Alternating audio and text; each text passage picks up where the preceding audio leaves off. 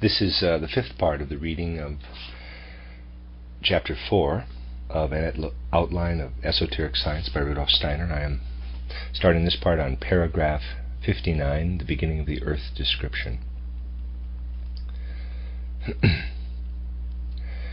After the conclusion of the moon phase of evolution as outlined above, all of the beings and forces involved in it entered a more spiritual state of existence that was at a totally different level from either the moon phase itself or the earth phase that followed. This means that a being whose faculties of cognition were highly developed enough to perceive all the details of the earth and moon phases would still not be in a position to view what happened between them.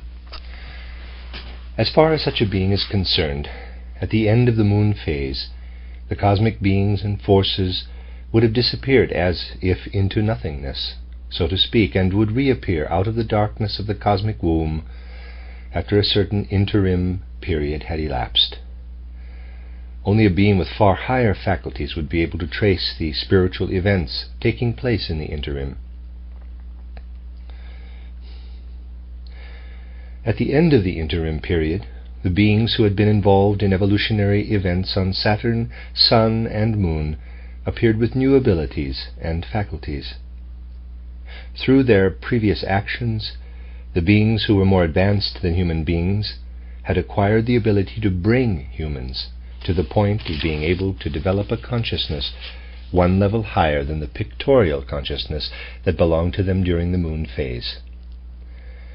This was to take place during the subsequent earth phase.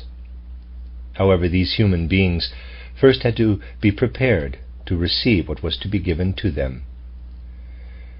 During the Saturn, Sun, and Moon phases of evolution, they had incorporated the physical body, the life body, and the astral body into their nature.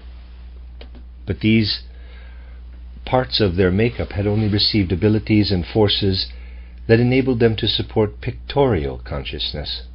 They still lacked the organs and the overall form that would permit perception of a world of outer sense-perceptible objects in a way appropriate to the earth stage. Just as a new plant can unfold only the inherent predispositions that are present in the seed of the old plant at the beginning of this new evolutionary phase, the three members of human makeup appeared in forms and with organs that would only allow them to develop pictorial consciousness. They required a certain preparation in order to develop to a higher level of consciousness. This happened in three preliminary stages. During the first stage, the physical body was raised to a level where it was possible to make the necessary transformations to support object consciousness. This first preliminary stage in the earth phase of evolution can be described as a repetition of the Saturn phase on a higher level, because during this period, as was the case during the actual Saturn phase, higher beings worked only on the human physical body. When this body had advanced far enough in its development, all the beings in question first had to shift into a higher form of existence before the life body could also advance. The physical body had to be recast, so to speak, so that when it unfolded again, it would be able to receive the more highly developed life body. After this interim period, devoted to a higher form of existence, a certain repetition of the Sun phase of evolution ensued, but on a higher level in order to develop the life body. After another interim period, something similar happened to the astral body in a repetition of the moon phase of evolution. Let's now turn our attention to events in evolution after the conclusion of the third repetition described above. All of the beings and forces in question had spiritualized again and had ascended into higher worlds during this time. Something of these beings and forces was still perceptible in the lowest of these worlds, which is the same world where present-day human beings dwell between death and a new birth. It consists of the various regions of the land of spirits. Before the physical, evolutionary phase of the earth began, the beings in question once more descended to a point where their lowest manifestations could be seen in the astral or soul world. aspects of the human being that were present during this period were still in their astral form. In order to understand this state of humankind, we should note that although at that point human beings each contained a physical body, a life body, and an astral body, the physical body was not present in physical form, nor the life body in etheric form. Both of them were present in astral form. What made the physical body physical was not a physical form, but rather the fact that it still contained physical laws, in spite of having taken on an astral form. It was a being governed by physical laws, but appearing in soul form. Something similar was true of the life body. At the beginning of this stage of evolution, spiritual sight is confronted with the earth as a cosmic being that is all soul and spirit. That is, its physical and life forces still appeared in soul form. This cosmic formation included in seminal form everything that would later be transformed into the creatures of the physical earth. This being was luminous, but its light was not yet such that it could have been perceived by physical eyes, even if any had been present. It shone with a soul light perceptible only to the receptive eye of the seer. Within this being, something we can call condensation then took place. After some time, this resulted in the appearance of a fiery form in the midst of this soul formation. This form was similar to Saturn in its densest condition, and was interwoven with the effects of various beings involved in evolution. As we observe the interaction between these beings and the celestial body, they seem to emerge from the earth's fiery sphere at some times, and to immerse themselves in it at others. Thus this fiery sphere was not a uniform substance, but resembled an organism imbued with soul and spirit. The beings destined to assume the present-day form of human beings on earth were still not in a position to participate much in this process of immersion in the body of fire. They remained almost exclusively in its uncondensed surroundings, in the bosom of higher spiritual beings. At this stage, only one spot on each of their soul shapes touched the fiery earth, whose heat was therefore able to condense a portion of the astral body of each one. This kindled earth life in them, but the greater part of their being still belonged to soul spiritual worlds. The warmth of life played around them only to the extent that they were in contact with the earth's fire. In order to form an image of the supersensible human being at the beginning of the physical earth period, we must imagine an egg-shaped soul form existing in the surroundings of the earth. Its lower surface was enclosed in a cup like that of an acorn, but the substance of this cup consisted purely of heat or fire.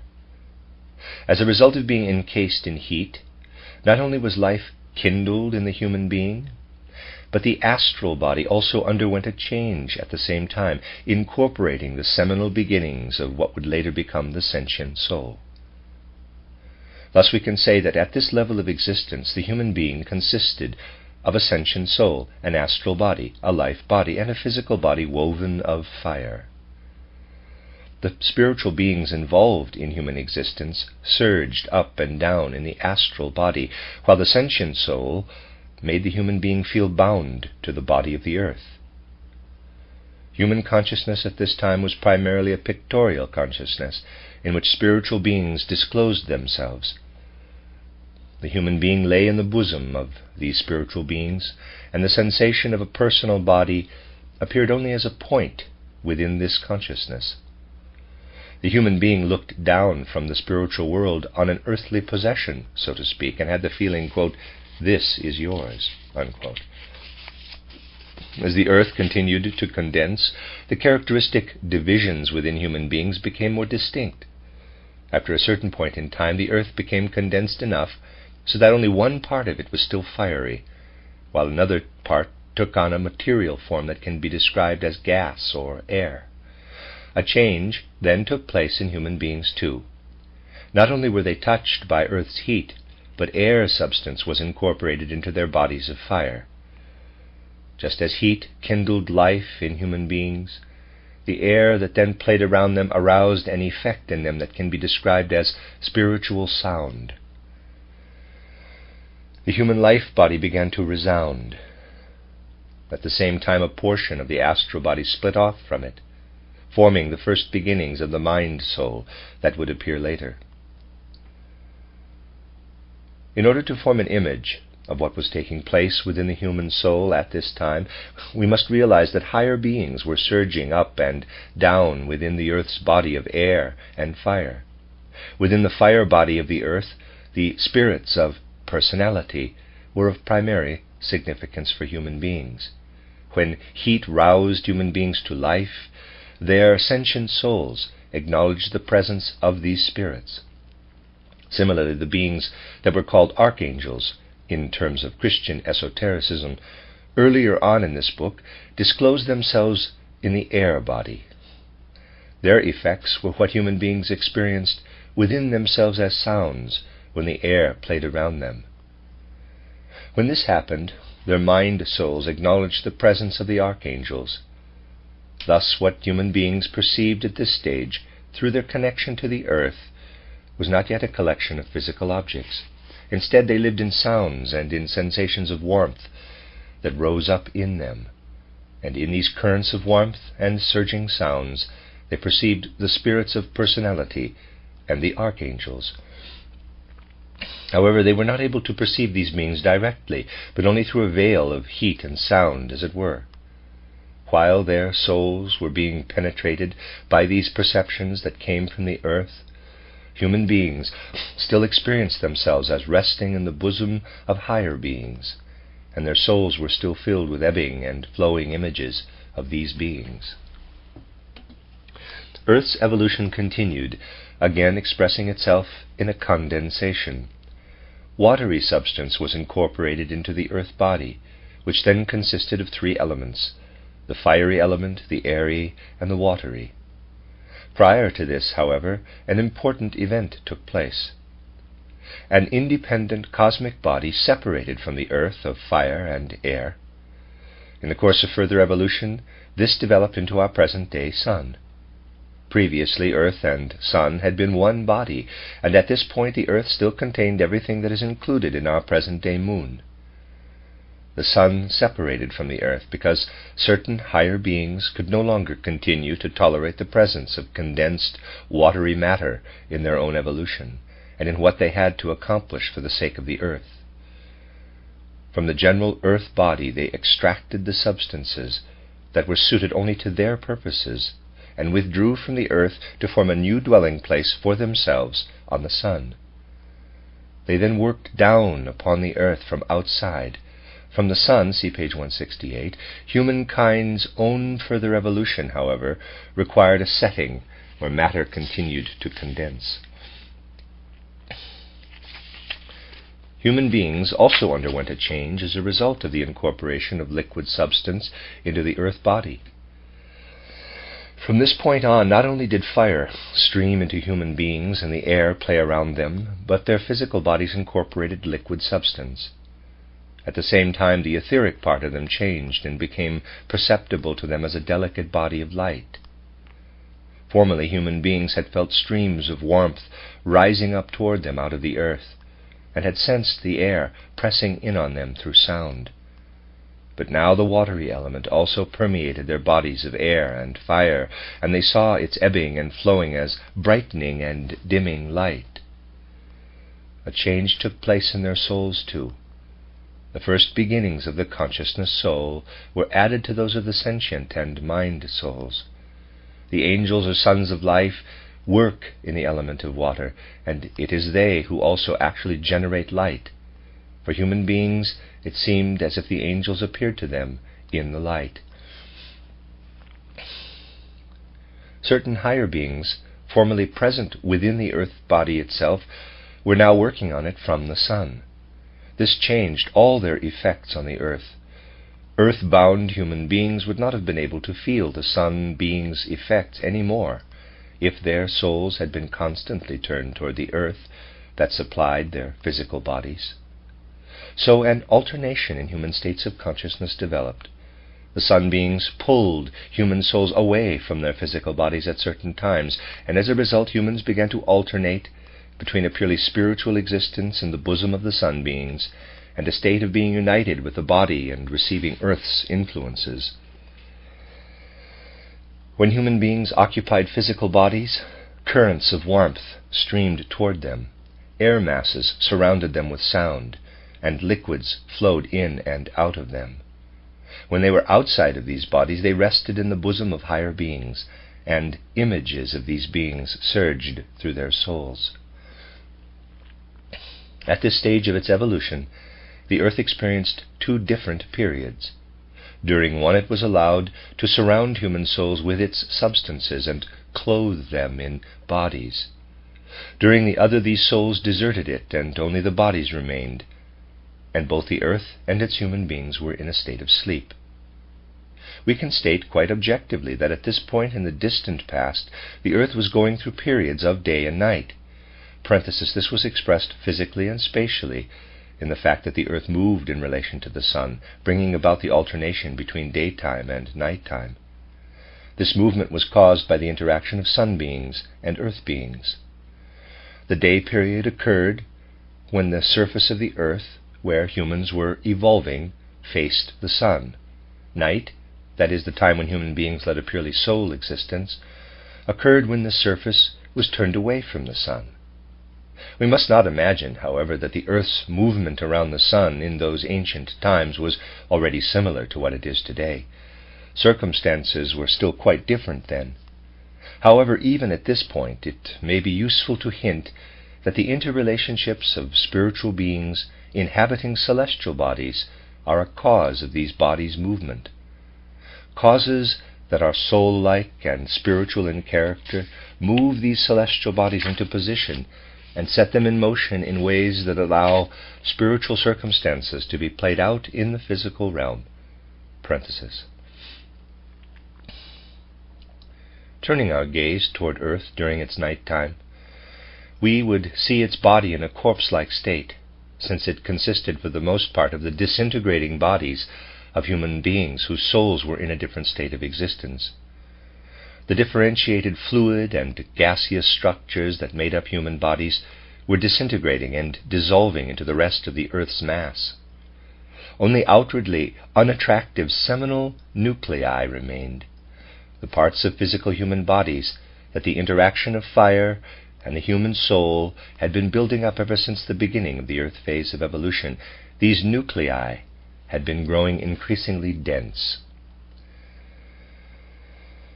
As we can see, what is said here about day and night should not be thought of as being too similar to what these terms mean when applied to our present-day earth. At the beginning of its day period, when the earth again began to experience the direct effect of the sun, human souls again made their way into the realm of physical life. They made contact with the above-mentioned nuclei, causing them to germinate and take on outer forms that seemed to be images of their soul beings. What took place between the human soul and the bodily nucleus was something like a gentle impregnation.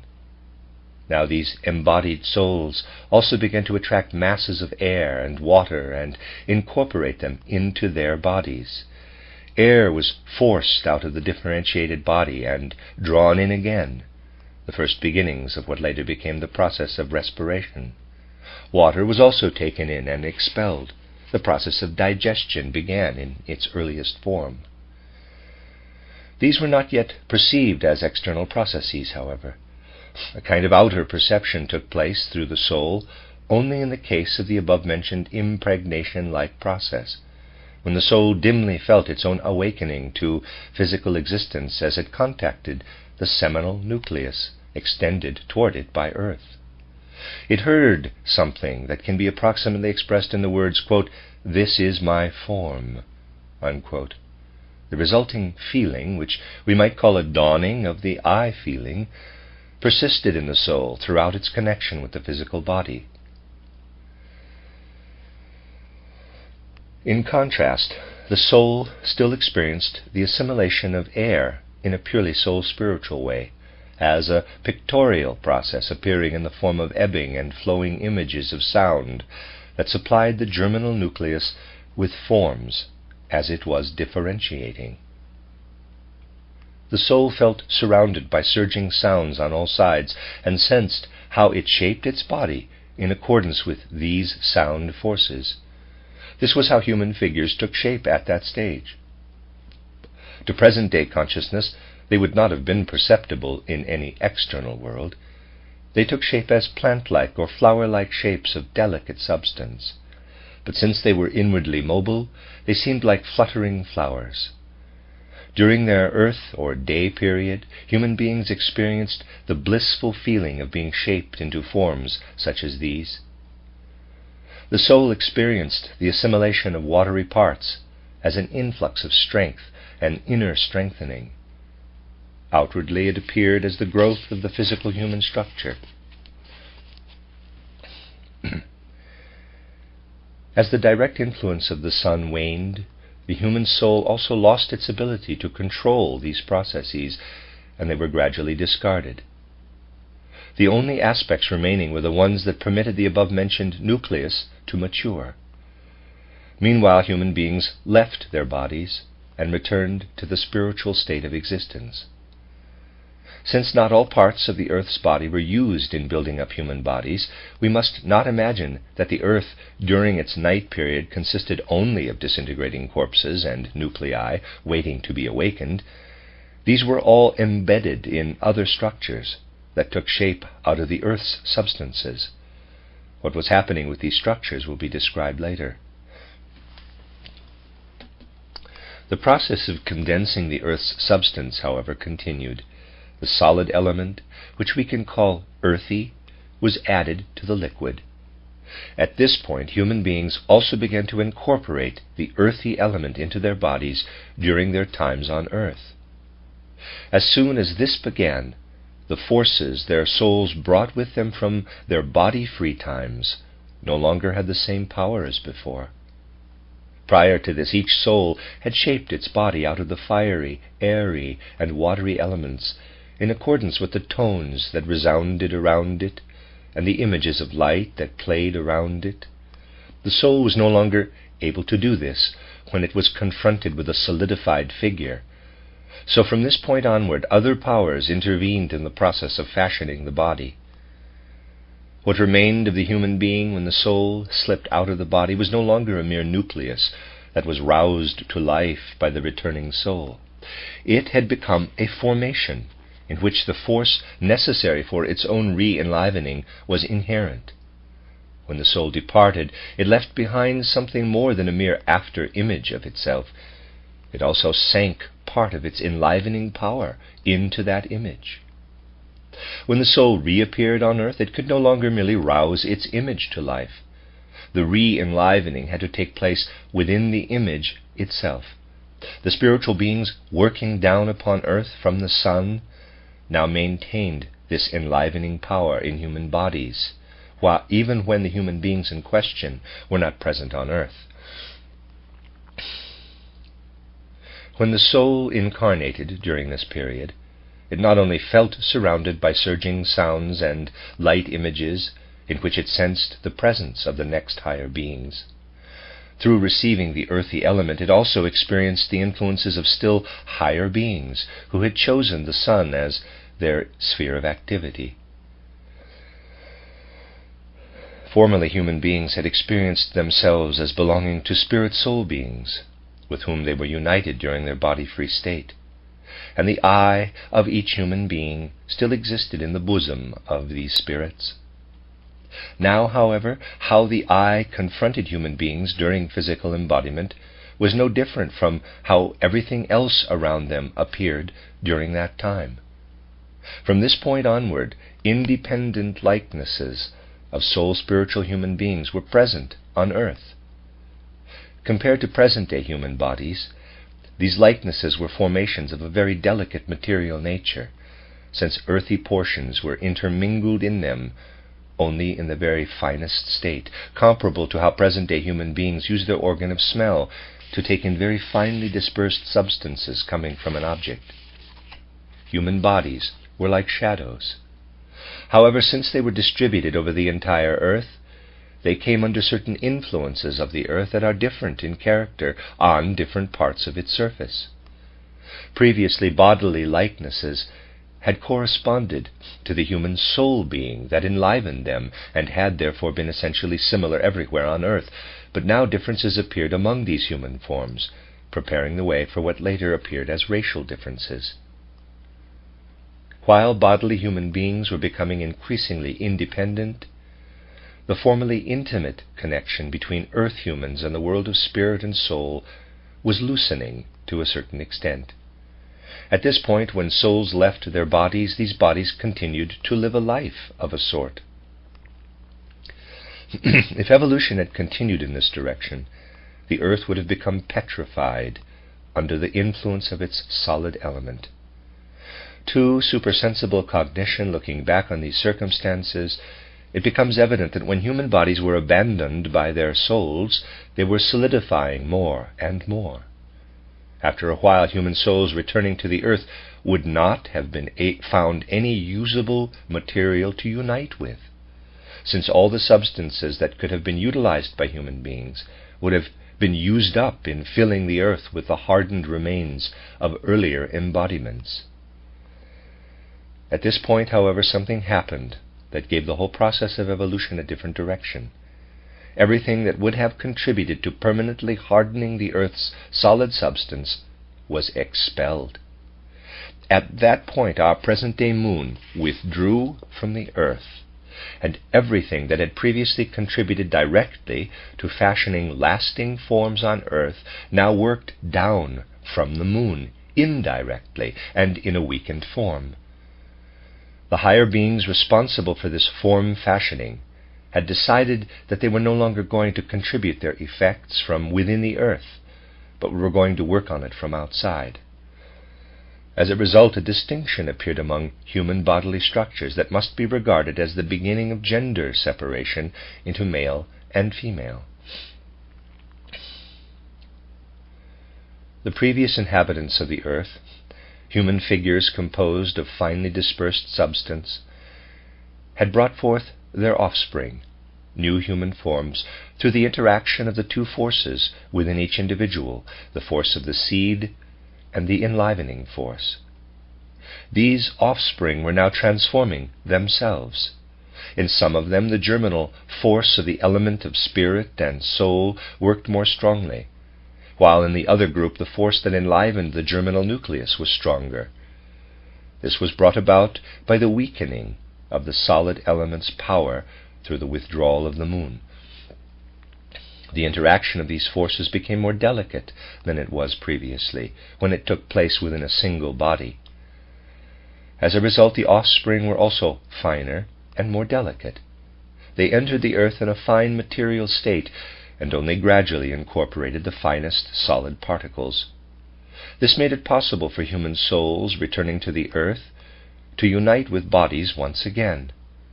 Since these bodies were now being enlivened on the earth itself, souls no longer enlivened their bodies from outside, but they united with them and caused them to grow. Certain limits were imposed on this growth, however. As a result of the moon's separation, human bodies became flexible for a while, but the more they continued to grow on earth, the more the forces of solidification gained the upper hand. Ultimately, souls grew less and less able to participate in the organization of their bodies, which disintegrated when these souls ascended into spiritual and soul modes of existence. It is possible to trace how the forces that human beings gradually acquired during the Saturn, Sun, and Moon phases of evolution became increasingly involved in humankind's continued progress as the earth took shape through the processes described above. First, the astral body, which also still contained the life body and the physical body within it in a state of dissolution, was kindled by the earth's fire. Then it separated into a finer astral portion, the sentient soul, and a coarser etheric portion that could then be affected by the earth element. At this point, the ether body or life body, which already existed in prototype, made its appearance. While the mind and consciousness souls were developing in the astral human being, the coarser portions of the ether body that were sensitive to sound and light were separating off. At the point in time when the ether body condensed still further, changing from a body of light into a body of fire or warmth, evolution had reached the stage of incorporating particles of the solid earth element into the human being, as described above. Because the ether body had condensed to the level of fire, it was then also able to unite with substances of the physical earth that were diluted to the level of fire. This also had the effect of utilizing forces of the physical body that had been implanted into the ether body at an earlier stage. Meanwhile, the physical body had become more solid, however, so if the ether body had been acting on its own, it would no longer have been able to introduce gaseous substances into it. As indicated earlier, the higher beings that lived on the sun made their appearance at this point and breathed air into the body. Higher beings guided the living breath of air into human beings. However, thanks to their past, human beings possessed the necessary forces for imbuing themselves with Earth's fire. Prior to solidification, the human life body, as the receptor of sound, had guided this stream of air, imbuing the physical body with life. But once this life was received from outside, it consequently became independent of the soul portion of the human being. At this point, human beings, leaving the earth, left behind not only seminal nuclei of their forms, but also living likenesses of themselves. The spirits of form remained united with these likenesses, having bestowed life on them. They also transferred it to the next generation, after these human souls had left their bodies. This is how what is known as heredity developed. When a human soul then returned to the earth, it found itself in a body whose life had been transferred to it from that soul's ancestors. The soul felt especially drawn to just such a body. As a result, it developed a certain memory of these ancestors with whom it felt at one. This memory passed like a common consciousness through a succession of descendants. The I flowed down through the generations. At this stage of evolution, human beings experienced themselves as independent beings during their time on earth. They felt the inner fire of their life bodies uniting with the outer fire of the earth. They felt that the warmth that flowed through them was their I. These currents of warmth, interwoven with life, were the first beginnings of blood circulation. However, in the air that streamed into them, human beings did not feel that they were quite their own beings, since the forces of the above-mentioned higher beings were active in this air. But some of the active forces in the air streaming through human beings already did belong to them, thanks to their previously developed etheric forces, and they retained this portion. So they did control some of these currents of air. To the extent that this was the case, they themselves were active in their own formation alongside the higher beings. They shaped their own airy parts according to the images of their astral bodies.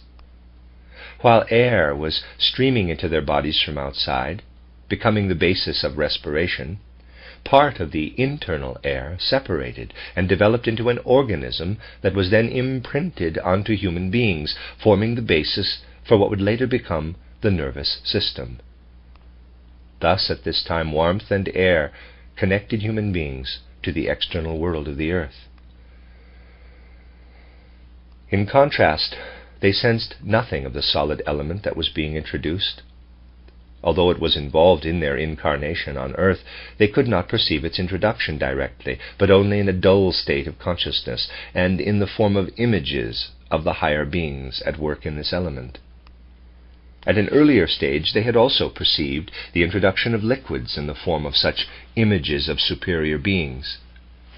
By now, these earlier images had undergone a transformation within human consciousness due to the densification of the human earthly figure.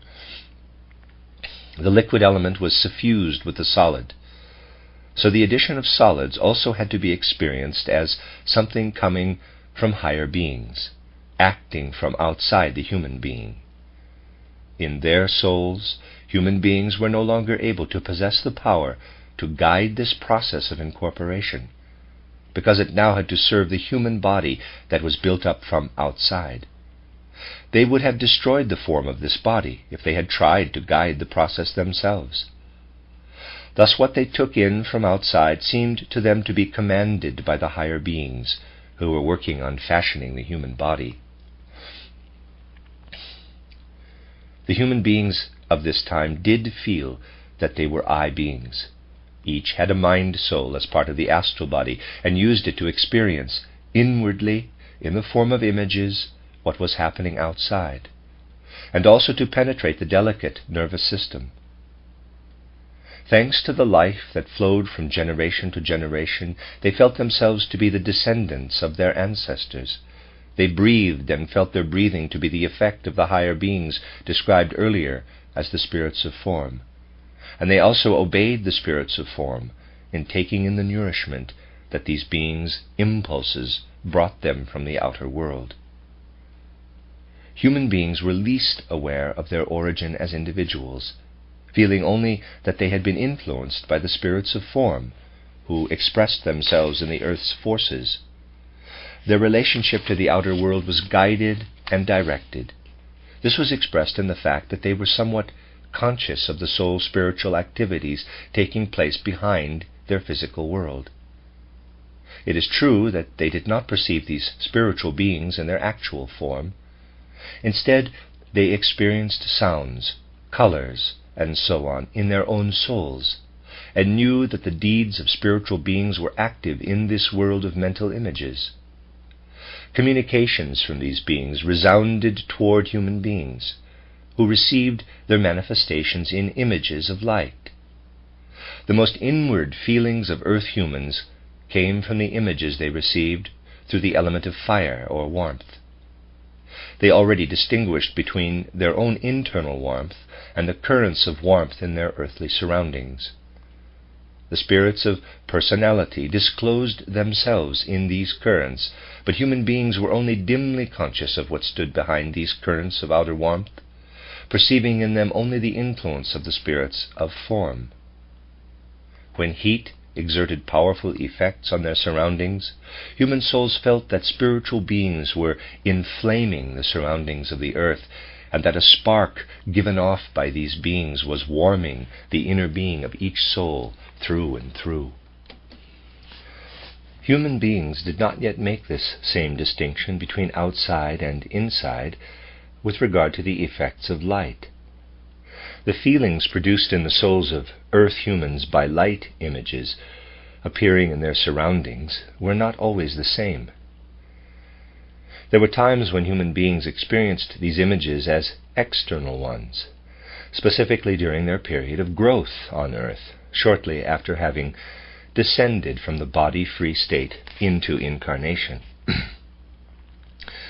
As the time approached, when the nucleus of a new earth human formed, these images faded, leaving behind only something like inner memory images of themselves. These light images contained the deeds of the spirits of fire, or archangels. To human beings they appeared to be the servants of the warmth beings who sent the spark into their inner nature.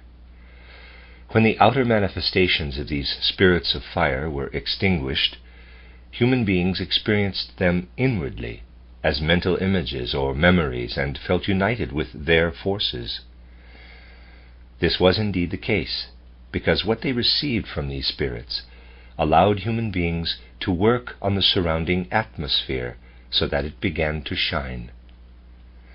At this time, natural and human forces were not yet separated from each other to the extent that they would be later. A great deal of what was happening on earth still originated in forces belonging to human beings. At that time, someone looking down from outside at natural processes taking place on the earth would have perceived not only effects that were independent of human beings, but human effects as well. For Earth humans, perceptions of sound took shape differently and were perceived as outer sounds ever since the very beginning of the Earth lifetime. Whereas light images were perceived from outside only until the middle period of human existence on Earth, outer sounds could still be perceived after this midpoint. It was only toward the end of their life that Earth humans were no longer sensitive to sounds. They were left with memory images of these sounds, which contained the manifestations of the sons of life, or angels. Toward the end of their lives, human beings felt inwardly united with these forces, and by imitating them were also able to reproduce powerful effects on the Earth's water element. The waters in and above the Earth surged in great waves under their influence. Human beings had a notion of taste only during the first quarter of their Earth life, and even then their souls experienced these impressions like memories of experiences in the body-free state.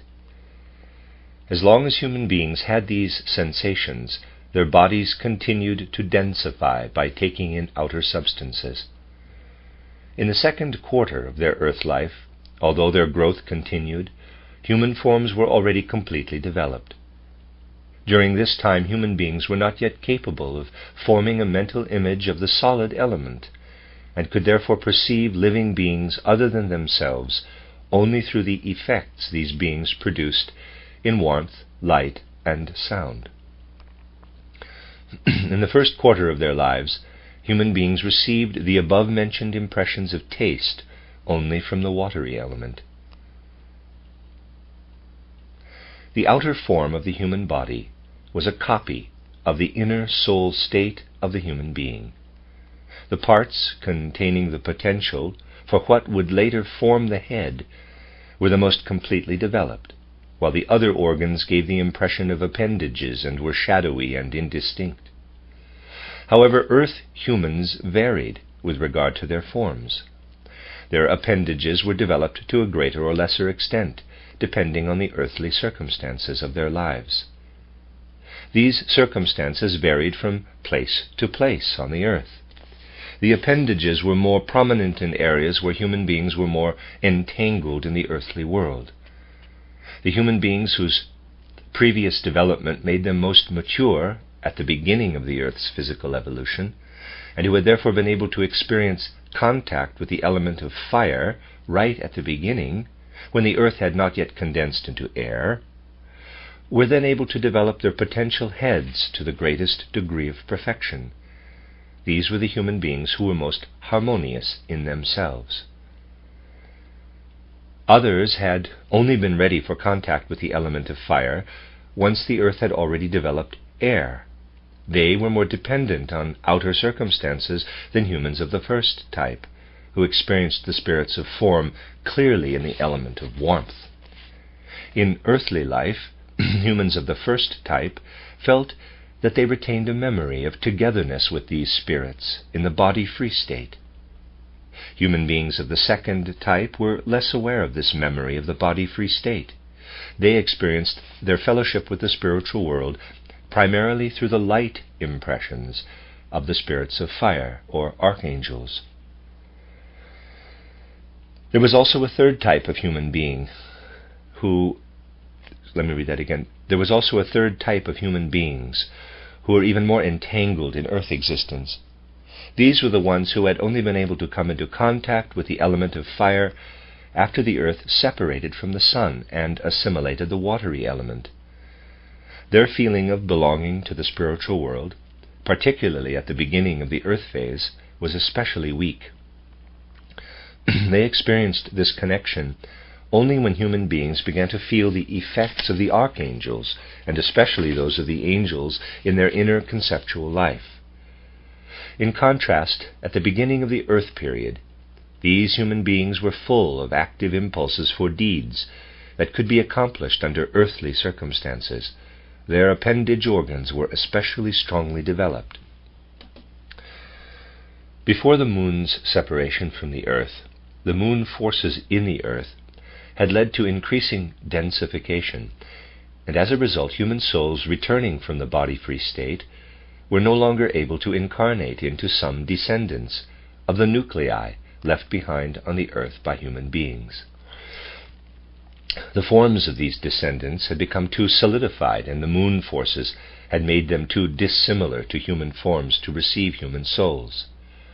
Under these circumstances, some human souls no longer found it possible to return to earth.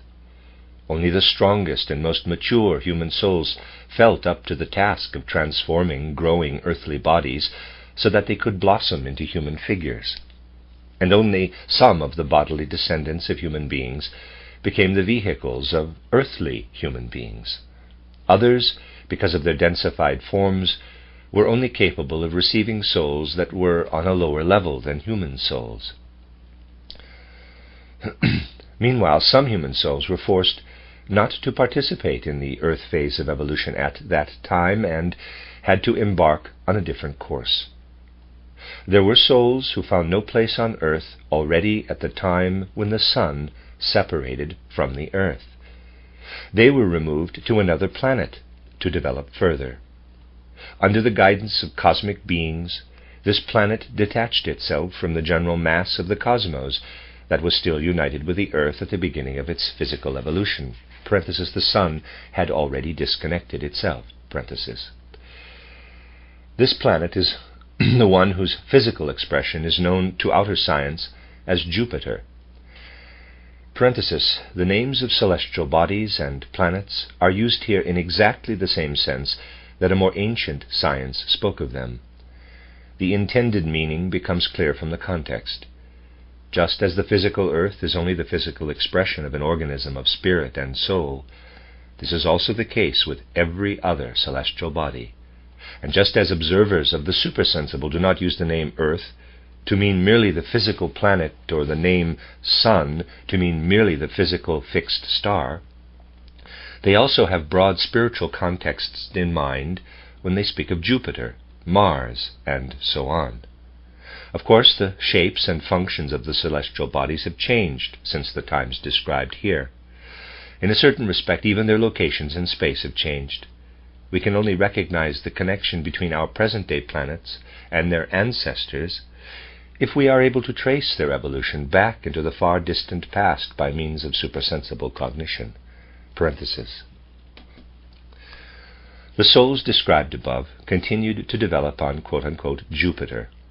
Later, as the earth continued to solidify, another dwelling place had to be created for other souls who had been able to inhabit these solidifying bodies for a while, but were no longer able to do so when the solidification advanced too far.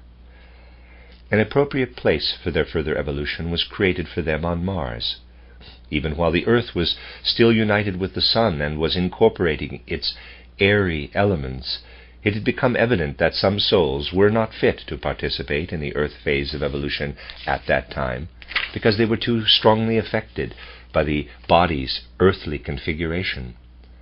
Already at that point they had to be withdrawn from the direct influence of the sun forces. They needed the sun to work on them from outside. A place was made for them to continue their evolution on Saturn. So we see that in the course of the Earth's evolution, the number of human bodies decreased, while bodies appeared that were not capable of embodying human souls, but only of receiving astral bodies of the sort that human physical and life bodies had received on the old moon. Figures of this sort colonized the earth as it grew too desolate for human beings. Ultimately, human souls would have had to leave the earth entirely if the moon's separation had not made it possible for any human figure still capable of receiving a human soul to remove its human nucleus from the influence of the moon forces coming directly from the earth, allowing it to mature within itself until it could be safely surrendered to these forces. As long as this nucleus was taking shape within the human being, it was under the influence of beings who had separated the moon from the earth, under the guidance of their mightiest member, in order to help the earth's evolution over a critical point. When the earth had developed the element of air within itself, the astral beings described above were present on it, remnants from the old moon who had fallen further behind in their evolution than the lowest human souls. They ensouled the figures that had already been abandoned by human beings before the sun's detachment. These beings were the ancestors of the animal kingdom. Over the course of time, they developed especially those organs that were present in human beings only as appendages. Their astral bodies had to work on the physical and life bodies in the same way that humans had done on the old moon. The animals that came about in this way had souls that could not dwell in individual animals. The being of each soul expanded to include all the descendants of one ancestral figure. Thus all animals that were essentially descended from a single figure had a common soul. A new animal soul was embodied only when specific influences made the descendants too different from the figure of their ancestor. In this sense, therefore, spiritual science can speak of a group soul belonging to the animal species or genus. Something similar happened at the time when sun and earth separated. Forms emerged from the watery element that were no further along in their evolution than human beings had been prior to the old moon phase. They could only receive the effects of an astral element of it They could only receive the effects of an astral element if it influenced them from outside. This was only possible after the sun had left the earth.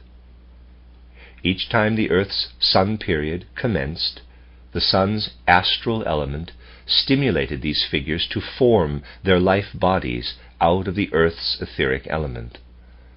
When the sun turned away from the earth, however, these life bodies dissolved into the general body of the earth.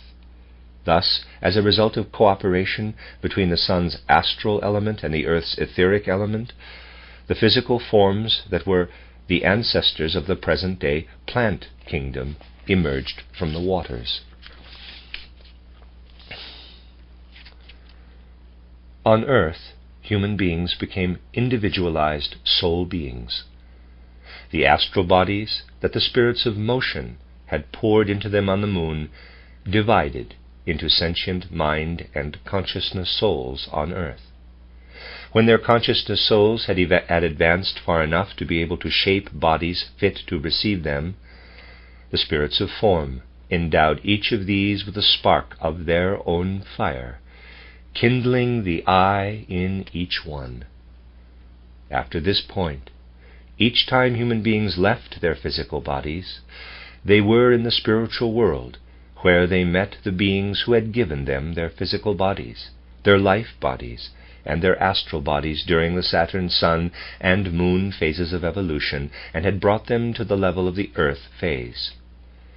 The body-free state also underwent a change once the spark of the I had been kindled in earthly life. Prior to this point in evolution, human beings had no independence with regard to the spiritual world. They never felt like individual beings in this world, but more like organs in an exalted organism made up of beings superior to themselves. At this point, however, their experience of the I on earth began to carry over into the spiritual world. From this point onward, human beings felt themselves to be independent entities in this world, but they also felt constantly connected to it. In the body-free state, they encountered a higher manifestation of the spirits of form, whose earthly manifestation they had perceived on earth through the spark of the I. In conjunction with the moon's separation from the earth, body-free souls began to have certain experiences in the spiritual world.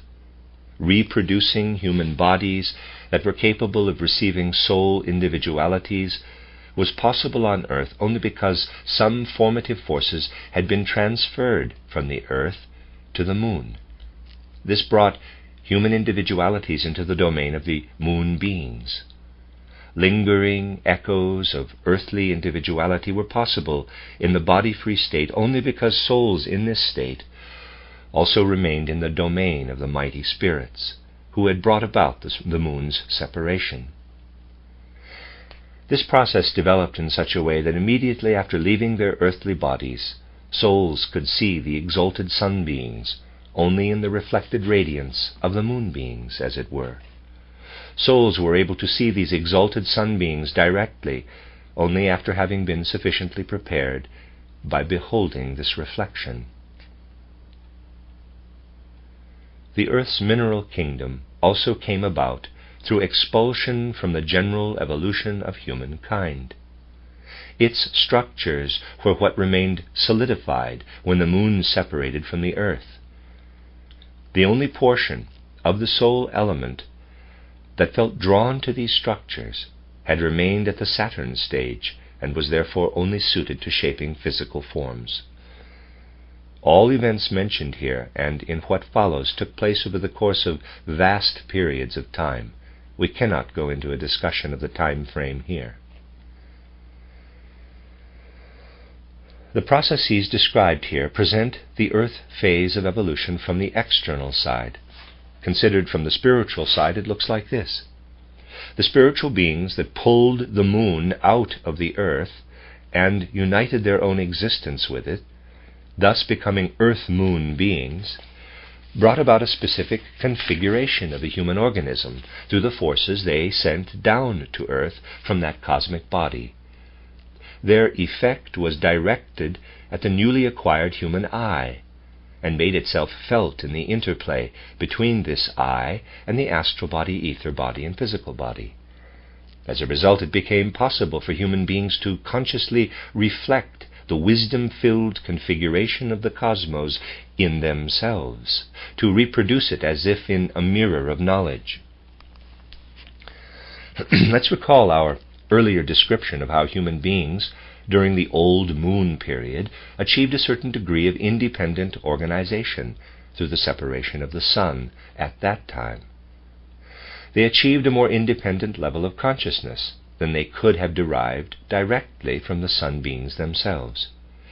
This free and independent consciousness, which reappeared during this particular period of the earth phase of evolution as the legacy of the old moon phase, could now be brought into harmony with the cosmos again through the influence of the above-mentioned earth-moon beings, who shaped it into a copy of the cosmos. That is, this is what would have happened if no other influences had taken effect. In the absence of other influences, human beings would have become beings with a consciousness whose content reflects the world in the images of cognitive activity as a matter of natural necessity, rather than through their own independent intervention. However, this is not what happened. Just at the time of the moon separation, certain spiritual beings intervened in human evolution. These beings had retained too much of their moon character to be able to take part in the sun's separation from the earth. So they were also excluded from the activity of the beings who directed their effects down upon the earth from the earth's moon. These beings, with their old moon character, had been condemned to an abnormal evolution on the earth, so to speak. Something in their moon character had rebelled against the sun spirits during the old moon phase of evolution. At that point, this was a blessing to human beings, in that it led them to a free and independent state of consciousness. The consequences of these beings' idiosyncratic evolution during the earth period meant that they then became the opponents of the beings who were working down from the moon and trying to shape human consciousness so that its cognitive processes would inevitably reflect the cosmos.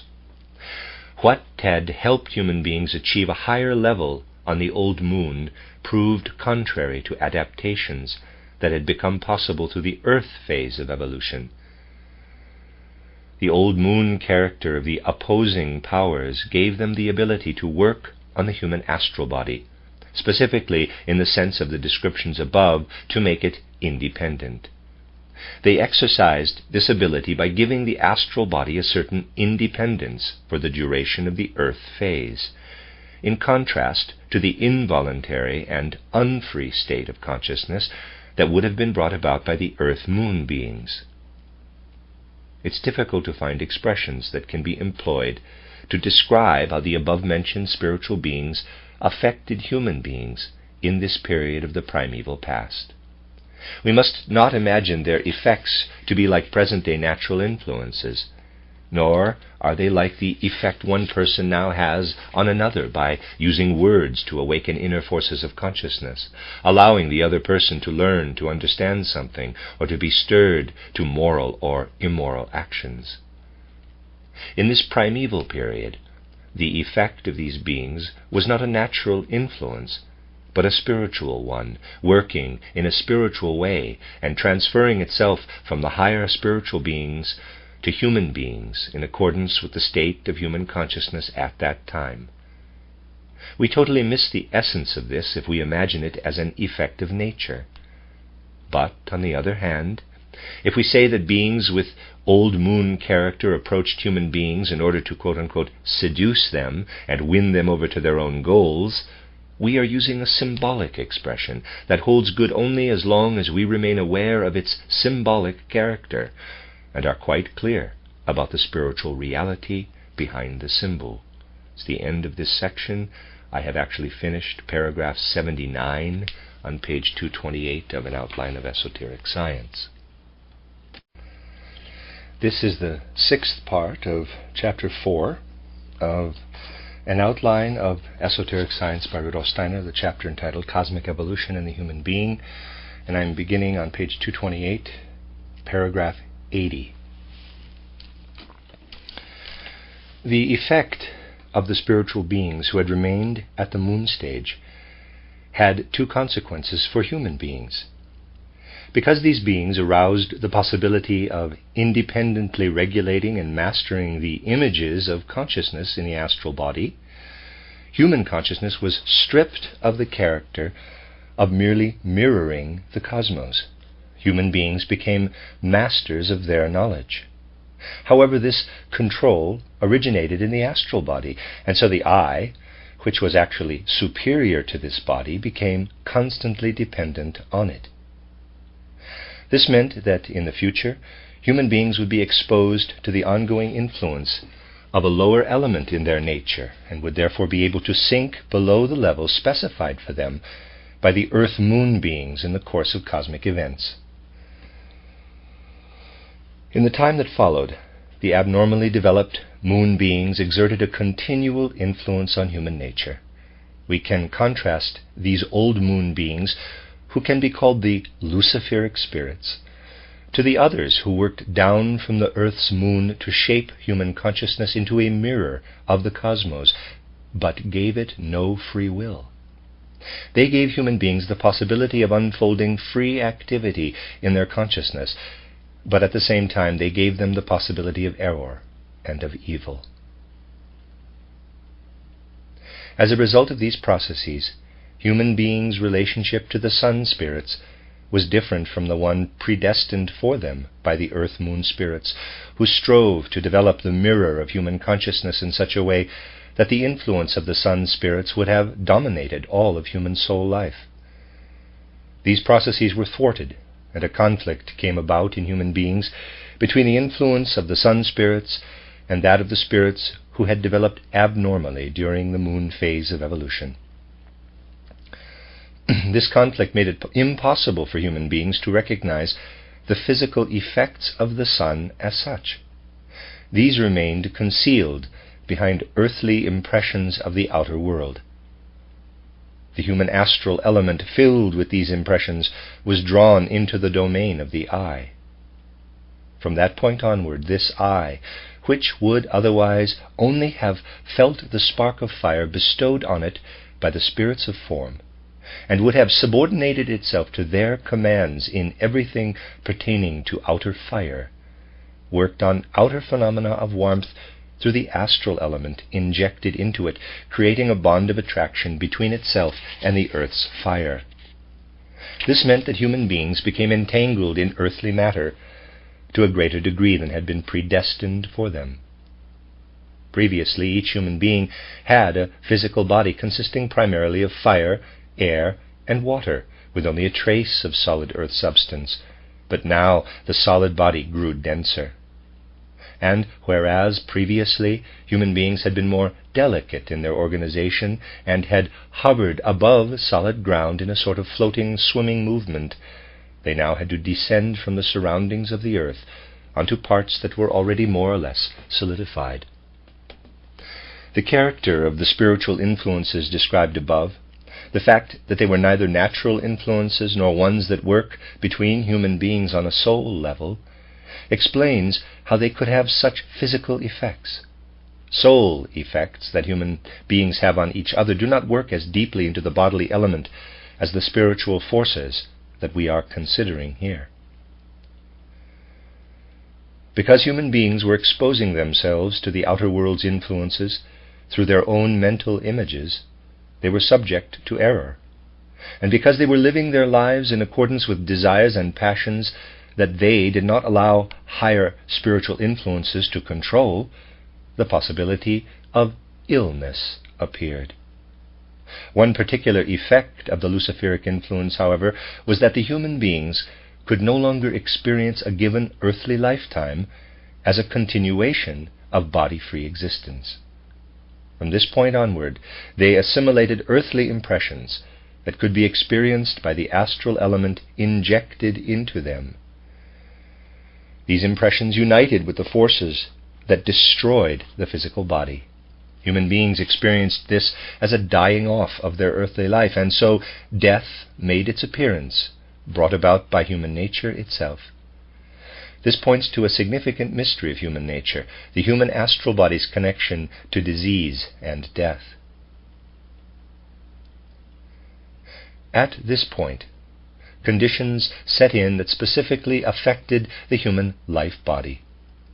It was incorporated into a relationship between the physical body and the astral body that freed it, in some respects, from the effect of abilities human beings had acquired through the Luciferic influence. One part of this life body remained outside of the physical body, so that it could only be governed by higher beings and not by the human eye. These higher beings were the ones that had left the earth at the time of the sun's separation, in order to occupy a new dwelling place under the leadership of one of their exalted fellows. If this part of the life body had remained united with the astral body, human beings would have used previously acquired supersensible powers for self-serving purposes, and would have extended the Luciferic influence to these powers. This means that they would have gradually freed themselves from the sun beings, and the human eye would have become a completely earthly eye. After the death of the physical body, or even as soon as it started to deteriorate, this earthly eye would have moved into another physical body, the body of a descendant, without first undergoing a connection to higher spiritual beings in a body-free state. In this way, human beings would indeed have become aware of the individual eye, but only as an earthly eye. This was averted by the process that involved the life body, and was brought about by the earth-moon beings. The actual individual eye was released from the merely earthly eye, so that human beings identified only partially with this individual eye during life on earth, but at the same time felt the earthly eye to be a continuation of the earthly eye of their ancestors down through the generations. During life on earth, each human soul felt the presence of a kind of group eye extending back to its distant ancestors, and human beings felt themselves to be members of such groups. Only in the body-free state was the individual eye able to feel that it was a single and separate being. However, the fact that the eye was encumbered with the memory of earth consciousness, of the earthly eye, interfered with this individualized state of dimming the view of the spiritual world, which was beginning to be veiled between death and birth, in a way similar to how it was obscured to physical vision on earth. All the changes taking place in the spiritual world while human evolution was passing through these conditions were expressed physically in the gradual regulation of interrelationships between the sun, the moon, and the earth, and in a broader sense those of other celestial bodies as well. We will emphasize a single consequence of these interrelationships, alternating days and nights. Parenthesis. The movements of celestial bodies are regulated by the beings that inhabit them. The movement of the earth that caused day and night was brought about by the interrelationships of various spirits superior to human beings. The movement of the moon came about in a similar way, so that the spirits of form could work on the physical human body in the right way and in the right rhythm through the moon's revolution around the earth after their separation. Parenthesis. At this point, the human eye and astral body were working in the physical body and the life body by day. At night, this working ceased, and the eye and the astral body left the physical and ether bodies and were totally in the domain of the sons of life, angels, the spirits of fire, archangels, the spirits of personality, and the spirits of form. In addition to the spirits of form, the spirits of motion, the spirits of wisdom, and the thrones also included the physical and life bodies in their field of activity. In this way, damage to the human being from the effects of astral bodies' mistakes during the day could be corrected.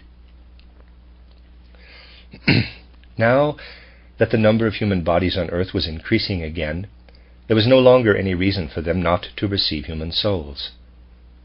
Because of how the forces of the earth's moon were now working, the human bodies taking shape under their influence were fully fit to embody human souls, so the souls that had previously moved to Mars, Jupiter, and so forth were led back down to earth.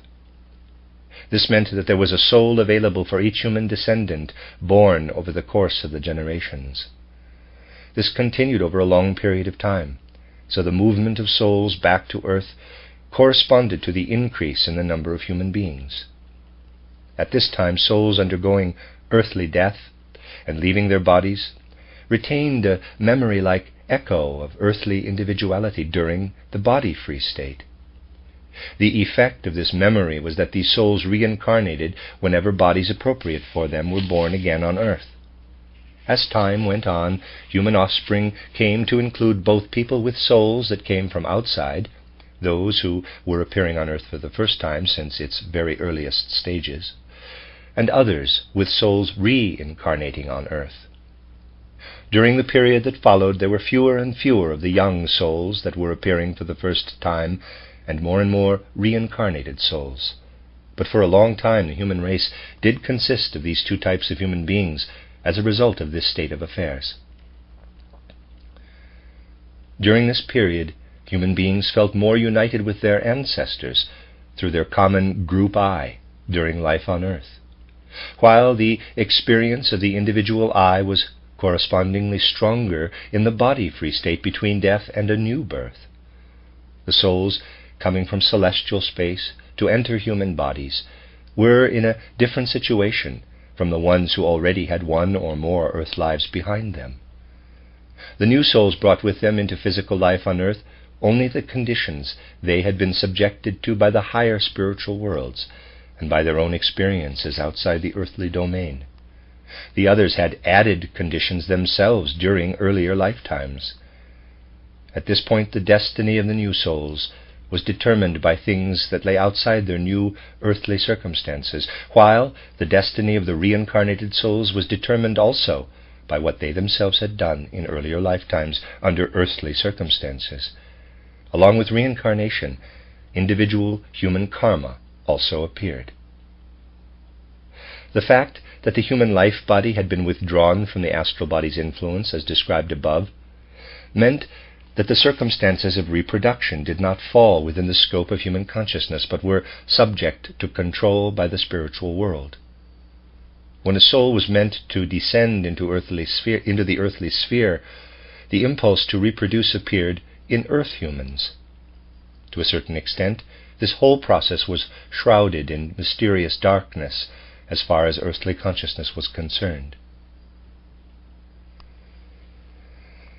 But the consequences of this partial separation of the life body from the physical body also appeared within earthly life. The life body's abilities could be very much enhanced through the influence of the spirit. As far as human soul life was concerned, this was expressed in the exceptional degree to which memory developed. In the human beings of this time, independent, logical thinking was only at its earliest beginning stages. In contrast, their capacity for memory was almost boundless. It was also outwardly apparent that human beings had a direct, feeling-like knowledge of the working forces in all living things. The forces of life and reproduction of the animal kingdom, and especially those of the plant kingdom, were at their disposal. For example, they could extract and apply what rouses a plant to growth, just as we now extract the forces of lifeless nature, such as those lying dormant in anthracite, and apply them to making machines move. More details on the subject may be found in my booklet, Our Atlantean Ancestors. Footnote. This first appeared as a chapter in, quote, Aus der Akasha Chronik, end quote, and that's from the Akashic Chronicle, in the magazine Lucifer Gnosis, numbers 14 through 16, July through September 1904, which Rudolf Steiner founded and edited. It is contained in Cosmic Memory, Prehistory of Earth and Man, Steiner Books, Blauvelt, New York, 1990, pages 38 to 41. End of footnote. The inner soul life of human beings also changed in a great many ways because of the Luciferic influence. It would be possible to describe many types of feelings and sensations that resulted from this, but only a few of them will be mentioned here. Before this influence took effect, everything human beings shaped and did was carried out in the sense intended by higher spiritual beings. There was a predetermined plan for everything that was supposed to be done. To the extent that human beings' consciousness had already developed, it could predict how things would have to develop in future according to this preconceived plan. This awareness of what the future would bring was lost as the veil of earthly perceptions was woven over the manifestations of higher spiritual beings. The actual forces of the sun beings were concealed in these perceptions. From this point onward, the future became uncertain. Along with this uncertainty, the possibility of fear was implanted in the human soul. Fear is a direct consequence of error. But we will also see how human beings, formerly involuntarily subject to certain forces, became independent of them under the Luciferic influence. From this point onward, they were capable of making decisions on their own. Freedom is the result of this influence, and fear and similar feelings are simply concomitants of human evolution toward freedom. Human beings had fallen under the influence of earthly forces through the Luciferic powers. Seen spiritually, the appearance of fear indicates that still other powers were at work within the earthly forces. These other powers had become abnormal much earlier in the course of evolution than the Luciferic powers. Human beings absorbed their influence along with the earthly forces. They contributed the character of fear to feelings whose effect would otherwise have been quite different. These beings can be called Ahrimanic, or in the Goethean sense, Mephistophelian. Although the Luciferic influence first made itself felt among the most advanced human beings, it soon spread to others as well. The descendants of advanced human beings intermingled with the less advanced ones described above, allowing the Luciferic force to reach them too. But the life bodies of souls returning from the planets could not be protected to the same extent as those belonging to the descendants of souls that had remained on earth, who were protected by an exalted being whose leadership in the cosmos was in effect when the sun separated from the earth. In the domain under consideration here, this being appeared as the ruler of the sun kingdom. The exalted beings who had attained sufficient maturity through their cosmic evolution moved with this being to a dwelling place on the sun. However, there were also beings who had not ascended to such heights at the time of the sun separation, and they had to look for different settings for their activity. These were the beings who brought about the withdrawal of Jupiter and the other planets from the common cosmic substance, that was originally included in the physical organism of the earth. Jupiter became the dwelling place of some of the beings who had not matured to the level of the sun. The most advanced among them became the leader of Jupiter, just as the leader of the sun's evolution became the higher I that worked in the life body of the descendants of human beings who had remained on earth. This Jupiter leader became the higher I that spread like a common consciousness through the human beings who had their origins in the interbreeding of earth offspring with humans who first appeared on earth during the period of the air element and then moved to Jupiter. In the sense of spiritual science, we can call these the quote-unquote Jupiter humans. They were descended from beings who had still embodied human souls at a certain time in the distant past, but had not been mature enough to participate in the first contact with fire at the beginning of the earth phase of evolution. These were souls that fell between the human and animal kingdoms. There were also beings who had detached Mars from the common cosmic substance and made it their dwelling place under the leadership of their most advanced member. A third type of human beings fell under their influence. These were Mars humans, who also came into existence through interbreeding. This information sheds light on the origins of the planets of our solar system. All of the celestial bodies in the system came about because of the various stages of maturity of the beings inhabiting them. However, it is not possible to go into all the details of these cosmic divisions here, of course. Human beings who perceived the presence of the exalted sun being in their life bodies can be called quote-unquote sun humans. The beings who lived in them as their higher I, only in the generations of course, not in individuals, is one who was later given various names as human beings acquired conscious knowledge of him. To present-day human beings, the Christ's relationship to the cosmos is revealed in this being. We can also distinguish Saturn humans. The being who appears as their higher I had to leave the common cosmic substance, along with his associates, already before the sun's separation from the earth. In human beings of this type, both the life body and the physical body had portions that remained untouched by the luciferic influence. Now, in the case of the lower types of human beings, the life body was too unprotected to be able to withstand the luciferic influence. These human beings were capable of capriciously extending the free will of the I spark within themselves to the point where it caused mighty and destructive fires in their surroundings, resulting in a tremendous catastrophe on earth. A large part of the inhabited earth was destroyed by firestorms, and with it the human beings who had succumbed to error. Only a small number who had remained partially untouched by error were able to escape to an area of the earth that had been protected from the corrupting influence of humans up to that point. Atlantis.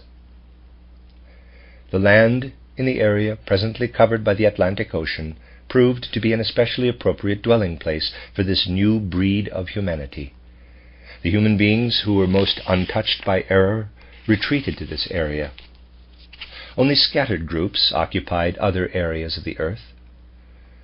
In the sense of spiritual science, the part of the earth that once existed between present-day Europe, Africa, and America can be called Atlantis.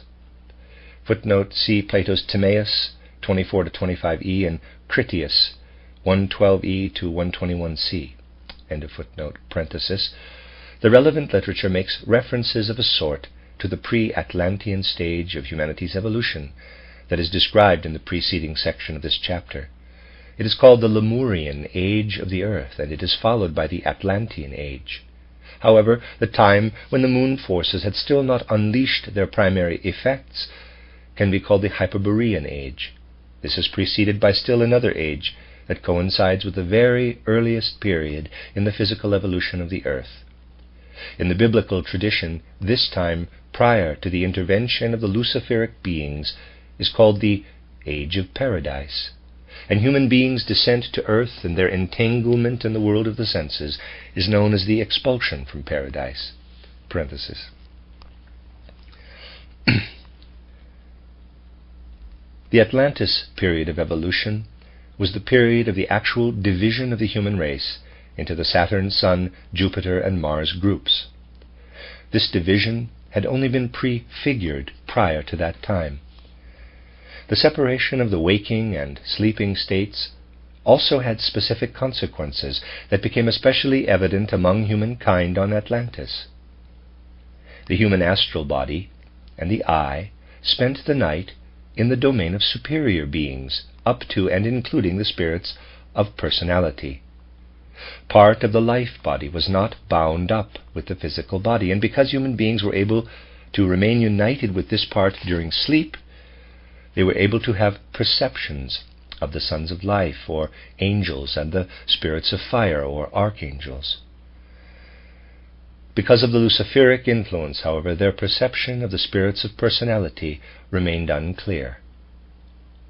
But in addition to the angels and archangels, human beings in this state were able to perceive the beings who, as a result of having remained behind on sun or moon, were incapable of entering earth existence, and therefore had to remain in the world of soul and spirit. The Luciferic principle, however, made it possible for human beings to draw these beings into the domain of souls separated from their physical bodies. This meant that human beings came in contact with beings who had a very strong seductive effect on them, and increased the soul's leanings toward error, especially with regard to misusing the forces of growth and reproduction, which had come under human control through the separation of the human physical and ether bodies. During the Atlantean Age, some individuals were granted the possibility of being entangled in the world of the senses to the least possible extent. This transformed the Luciferic influence from an obstacle to human evolution into a means of further advancement that put these individuals in a position to develop their knowledge of earthly things earlier than would have been possible otherwise. In this process, these people attempted to eliminate error from their mental activity and to discover the original intentions of spiritual beings in the phenomena of the world. They kept themselves free of urges and desires of the astral body that turned only toward the world of the senses, and thus they became increasingly free of the astral body's errors. The condition this brought about in them led them to perceive only with the part of the life body that was separate from the physical body as described above. Under these conditions, the physical body's perceptive capacity was wiped out, so to speak, and the physical body itself seemed dead. Through their life bodies, these human beings then united completely with the domain of the spirits of form, who showed them how they were being led and guided by the exalted being who had assumed leadership during the separation of sun and earth, and who was later to make human beings receptive to understanding the Christ. These individuals were initiates. However, because human individualities had entered the domain of the moon beings as described above, as a rule even these initiates could not be directly touched by the great sun spirit, who could only be shown to them by the moon spirits as if in a reflection. They saw only the sun beings' reflected glory. These individuals became leaders of the other human beings, and were able to communicate to them the mysteries they had beheld. They attracted disciples whom they taught how to attain the state leading to initiation. Their knowledge, previously revealed through the Christ, could be acquired only by people who were, quote-unquote, sun humans, in the sense indicated earlier.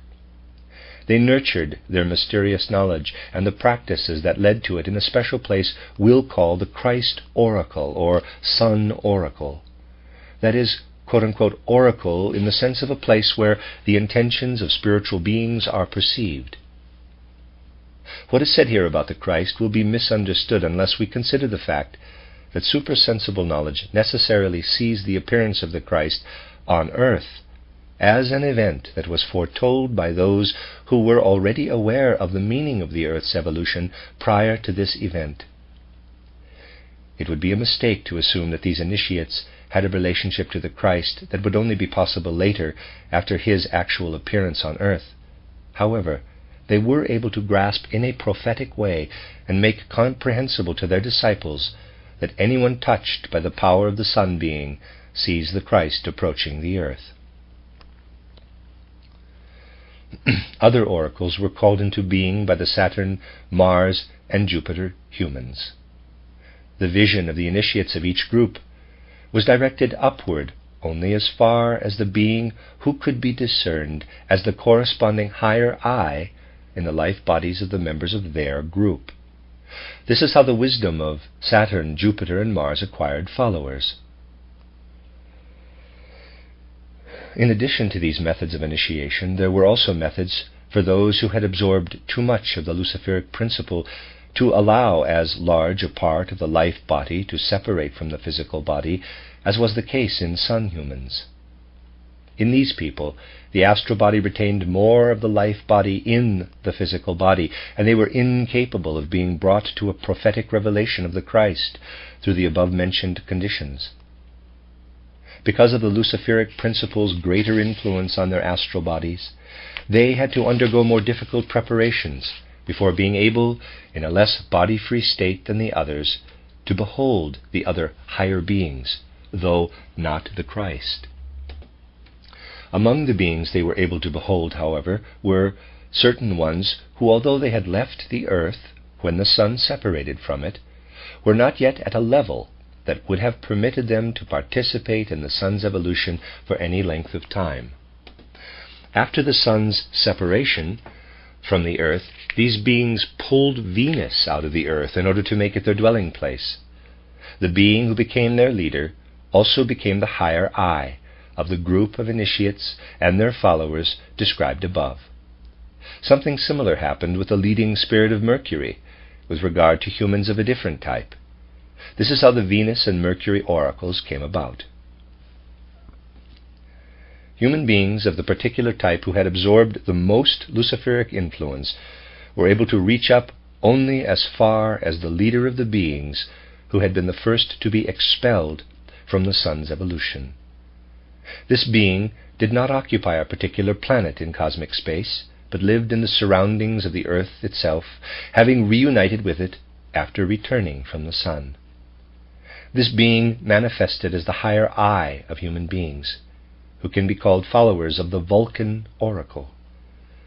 Their vision was directed more toward earthly phenomena than was the case with the other initiates, and they laid the first foundations for what later became the arts and sciences among human beings. In contrast, the Mercury initiates laid the basis for knowledge of more supersensible things, and the Venus initiates did this to an even greater extent. The fact that the Vulcan, Mercury, and Venus initiates received their knowledge more in the form of their own thoughts and ideas distinguished them from the Saturn, Jupiter, and Mars initiates, who received their mysteries more as a revelation from above and in a more finished state. The Christ initiates occupied the middle ground, receiving the ability to clothe their mysteries in human concepts along with their direct revelations. The Saturn, Jupiter, and Mars initiates had to express themselves in symbols to a greater extent, while the Christ, Venus, Mercury, and Vulcan initiates were more able to communicate through concepts. What reached Atlantean humanity in this way happened indirectly, by way of the initiates. However, the rest of humankind also received special faculties as a result of the Luciferic principle, because the exalted cosmic beings transformed certain faculties that might otherwise have led to ruin into a blessing. One such faculty was speech. Human beings received it as a result of the densification into the physical material nature and the separation of part of the life body from the physical body. During the time following the moon's separation, human beings at first felt united with their physical ancestors through the group I. But this common consciousness, connecting descendants and ancestors, was gradually lost over the course of the generations. Later descendants had an inner memory that no longer reached back to their earlier ancestors, but only to not very distant ones. People's memories of one or the other ancestor appeared only during contact with the spiritual world in their sleep-like states. They were then likely to feel at one with their ancestors. They believed these ancestors had reappeared in themselves. This was an erroneous idea of reincarnation that emerged primarily in the last part of the Atlantean Age. The truth about reincarnation could only be experienced in the schools of the initiates. Only the initiates who saw human souls in the body-free state, passing from one incarnation to another, were able to communicate the truth about this to their disciples. At the point in the distant past that we are talking about here, the human physical figure was still very different from how it is at present. To a great extent it was still the expression of soul characteristics. Human beings still consisted of matter that was softer and more delicate than what they acquired later. What is solid today was then still soft, supple, and malleable. Human beings with more pronounced soul and spiritual elements were delicate, mobile, and expressive in their bodily structure, while those who were spiritually less developed had body forms that were coarse, immobile, and less malleable. Advancement on a soul level contracted the limbs and kept a person's stature small, while delayed soul development and entanglement in sensuality expressed itself in gigantic size. During their growth period, people's bodies took shape according to what was forming in their souls in a way that seems incredible or even fantastic to our modern way of looking at things. Moral depravity in a person's passions, drives, and instincts resulted in a gigantic increase in material substance. Our present human physical form came about through contracting, densifying, and solidifying the Atlantean one. Prior to the Atlantean Age, human beings were faithful copies of their soul character, but the causes that led to the post-Atlantean human form, which is solid and relatively independent of any soul qualities, were inherent in the processes of Atlantean evolution. The animal kingdom on Earth became dense in its forms much earlier than human beings. Under no circumstances can the laws currently governing the shaping of forms in the kingdoms of nature be extended to the distant past. The end of Atlantis. Toward the middle of the Atlantean Age, a great disaster was gradually building up within humankind. The secrets of the initiates should have been carefully protected from individuals who had not prepared their astral bodies to receive this knowledge by cleansing them of error. When such people did acquire an insight into this hidden knowledge, into the laws through which higher beings guided the forces of nature, they used these laws for purposes that served their aberrant needs and passions. The danger became even greater when these people entered the domain of the inferior spiritual beings who could not participate in Earth's normal evolution and worked against it. These beings were constantly influencing human beings, arousing interests in them that actually worked contrary to human well-being. At that time, human beings still had the ability to use the natural growth and reproductive forces of animals and humans for their own purposes. Not only ordinary people, but also some initiates succumbed to the temptations of the inferior spiritual beings and used these supersensible forces in the service of aims that ran counter to humanity's evolution. To carry this out, they chose associates who were not initiates, and who used the mysteries of nature's supersensible workings exclusively for baser purposes. The consequence was great depravity among humankind.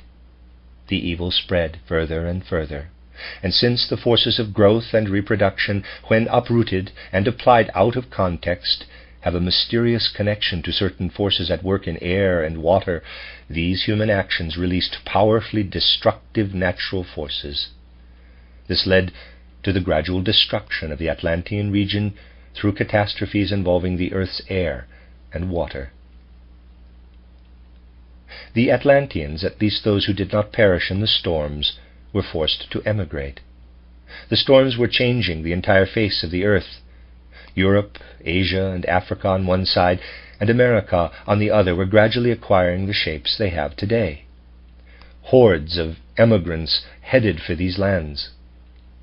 As far as our present situation is concerned, the most important migrations were the ones that moved eastward from Atlantis.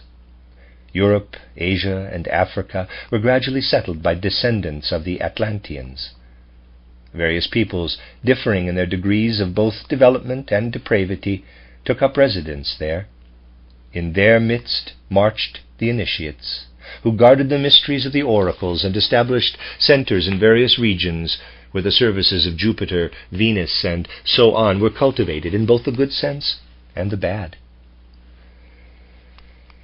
The betrayal of the Vulcan mysteries had an especially negative effect, because their followers' view was the most focused on earthly circumstances.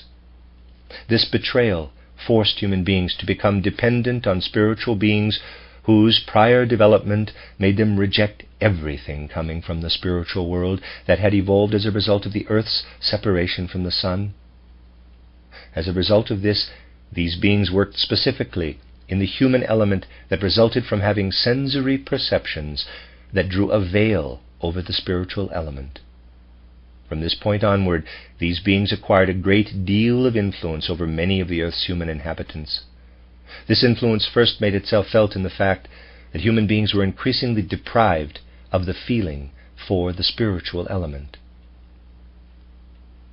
Since the size, form, and flexibility of the human physical body were still determined by soul qualities to a very great extent during this period, the betrayal of the mysteries also came to light in corresponding changes in the human race.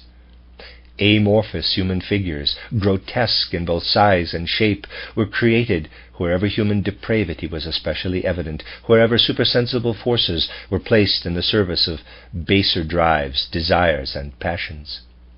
Such figures, however, could not persist beyond the actual Atlantean period. They died out.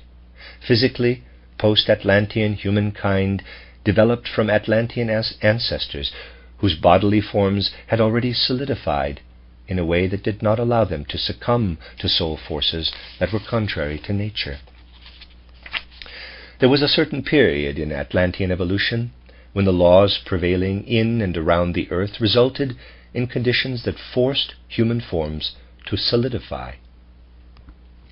Although the races of humanity that had already solidified before this period were able to continue reproducing for a long time, their bodies gradually grew so restricting for the souls incarnating into them that these races were forced to die out. In actual fact, some of these racial forms persisted into post-Atlantean times, and modified forms of the ones that remained sufficiently flexible continued to exist for a very long time. However, the ones among them that did remain flexible beyond this time tended to embody souls that had experienced the damaging influence of the betrayal of the mysteries to a very great extent. These forms were destined to die out quickly. Thus, ever since the middle of the Atlantean age, beings had been present who exerted their influence in human evolution by making human beings live their way into the physical world of the senses in an unspiritual way.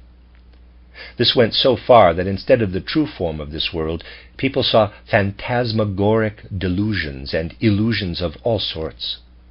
However, human beings were exposed not only to the Luciferic influence, but also to the influence of those other beings we spoke about earlier, whose leader can be called Ahriman. This is the name that was given to this being later on during the Persian civilization. Mephistopheles is the same being. Through this influence, human beings who had died fell into the hands of powers that made them appear like beings exclusively inclined toward earthly sensual circumstances. They were increasingly deprived of their free view into the processes of the spiritual world. They had to feel that they were in Ahriman's power and were excluded from the fellowship of the spiritual world to a certain extent. One especially significant oracle had preserved the ancient service in the purest form amid the general decline. It was one of the Christ oracles, and for that reason was able to preserve not only the mystery of the Christ, but also the mysteries of the other oracles, since, revealing the most exalted sun spirit, also disclosed the leading spirits of Saturn, Jupiter, and so on.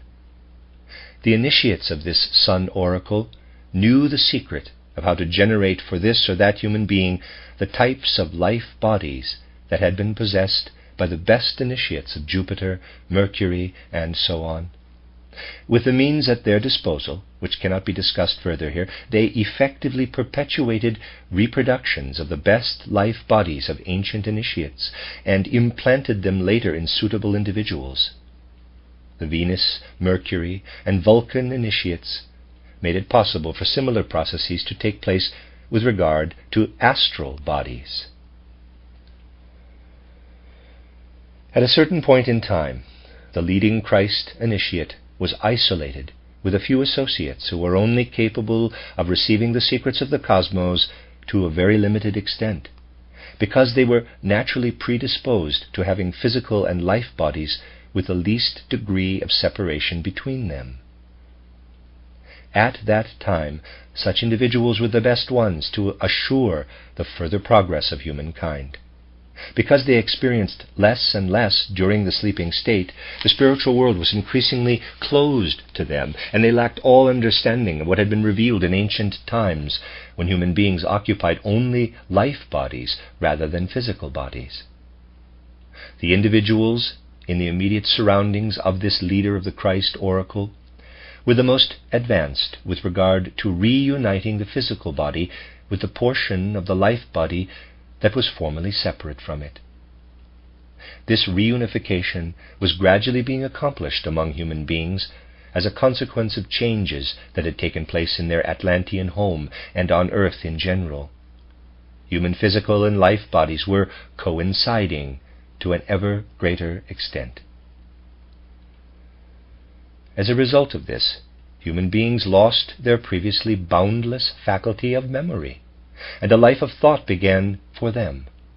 The part of the life body that was united with the physical body transformed the physical brain into the actual instrument of thinking. Only after this did human beings actually experience the I within the physical body. Self-awareness awakened for the first time. To begin with, this was actually true of only a small percentage of human beings, primarily associates of the leader of the Christ oracle.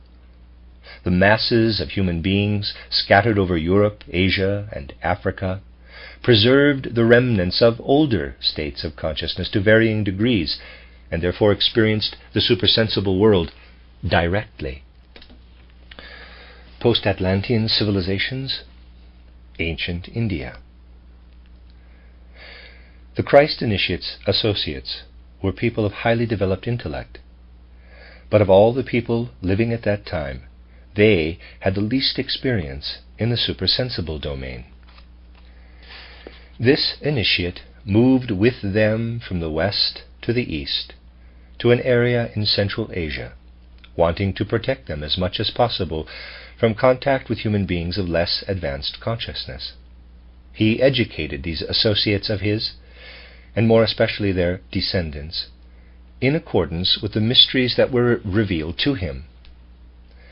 Thus he trained a whole host of human beings who took to heart impulses that were in harmony with the mysteries of the Christ initiation.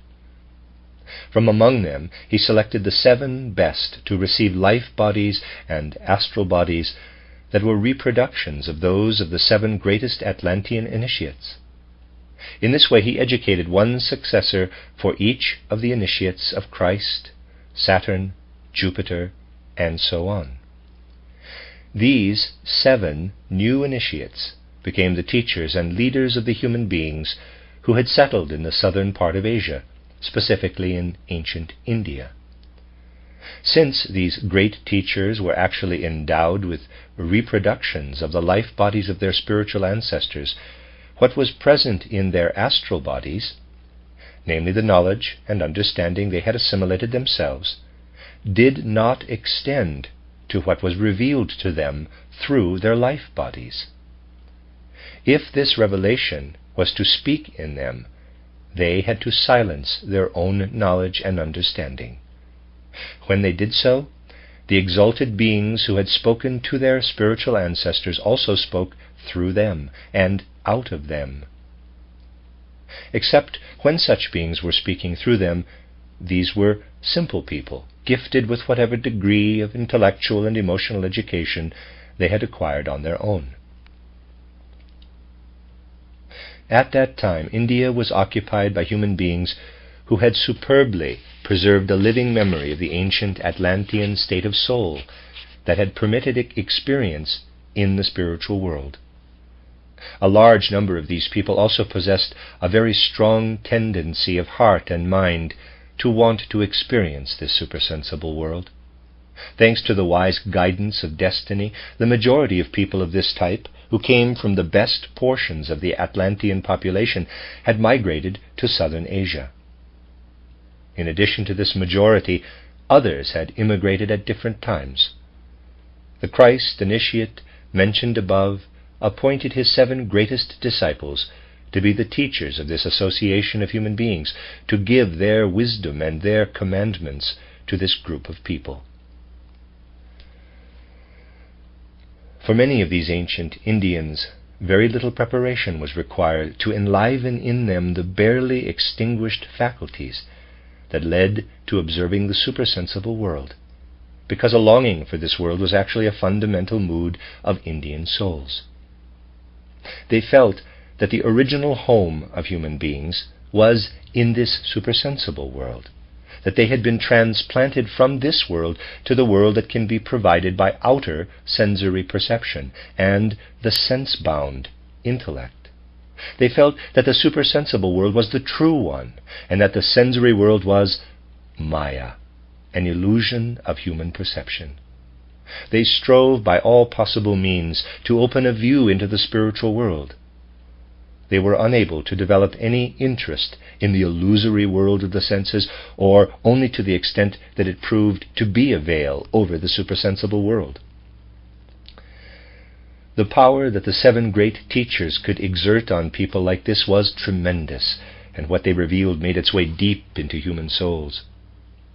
And because the life bodies and astral bodies that had been passed down to them bestowed sublime powers on these teachers, they were able to have magical effects on their disciples. They did not actually teach, but their personalities acted upon those of others as if through magical powers. The civilization that came about in this way was completely imbued with supersensible wisdom. What is contained in the Vedas, the books of Indian wisdom, is not the original form of the exalted wisdom fostered by these great teachers in ancient times, but only a feeble echo of it. Only supersensible sight can look back to the original unrecorded wisdom behind what was written.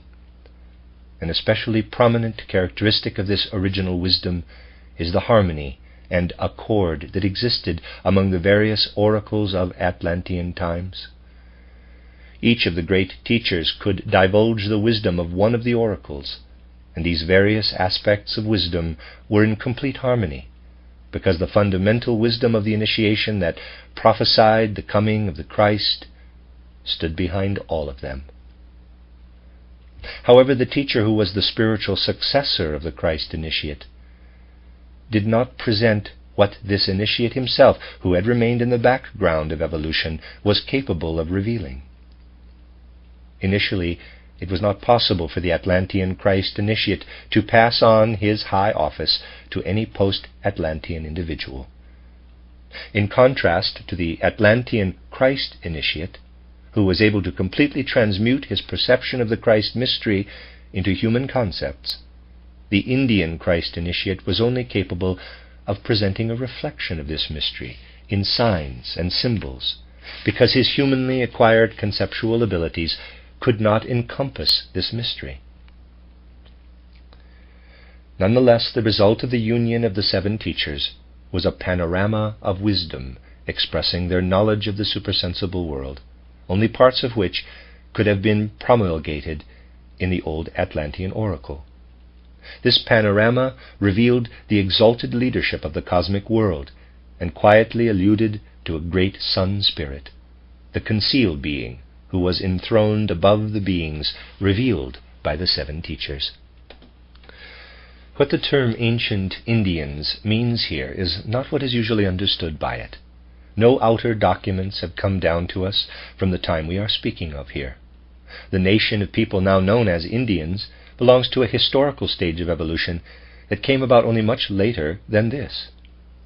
We must recognize the, in quotes, Indian culture described here as the prevailing culture of the first post-Atlantean epoch in Earth's history. After that came a second post-Atlantean epoch, when the quote-unquote Old Persian civilization described later on in this book was the dominant culture. Still later the Egypto-Chaldean civilization developed. It too will be described later. While the second and third post-Atlantean cultural epochs were taking shape, the ancient Indian culture also underwent its own second and third periods. The third period is what is commonly described as ancient India. We must not confuse what is described here with the historical ancient India spoken of elsewhere. What later led to separating people into castes was another characteristic of the culture of ancient India. The inhabitants of India were descendants of Atlanteans who had belonged to different human types, the Saturn humans, Jupiter humans, and so on. Through supersensible teaching, they understood that a soul's position in a certain caste was not a matter of coincidence, but a matter of self-determination. The fact that many people were able to stir up inner memories of their ancestors, as described earlier, made it easier for them to understand supersensible teachings in this way, but it also easily led to erroneous ideas about reincarnation.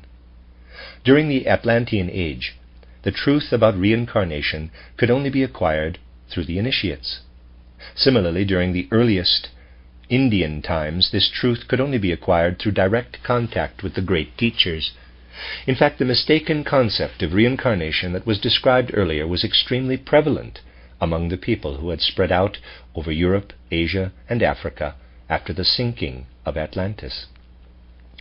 And because initiates who had gone astray during the Atlantean evolutionary period had also shared this mystery with people who were not ready to receive it, people increasingly confused the correct idea with the false one.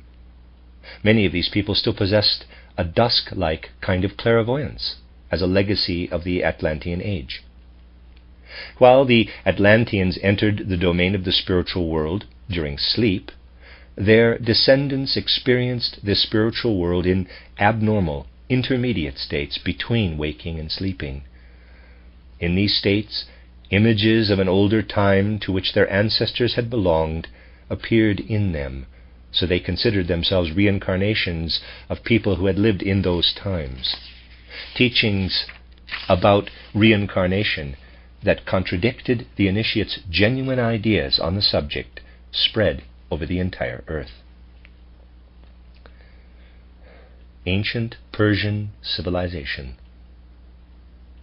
Ongoing migrations from west to east since the beginning of the destruction of Atlantis led to the settlement of the Middle East by a group of people whose descendants went down in history as the Persians and their affiliated tribes. Supersensible cognition, however, must look much further back in time than the recorded history of these ethnic groups. We must first speak about the later Persians' very distant ancestors, who issued in the second great epoch of civilization in post-Atlantean evolution. It came about after the Indian civilization. The people of this second epoch had a different task from the Indians. Their inclinations and longings were not directed only at the supersensible world, but were also adapted to the physical world of the senses. They began to love the earth. They valued what human beings could conquer for themselves on earth, and what they could gain through earthly forces.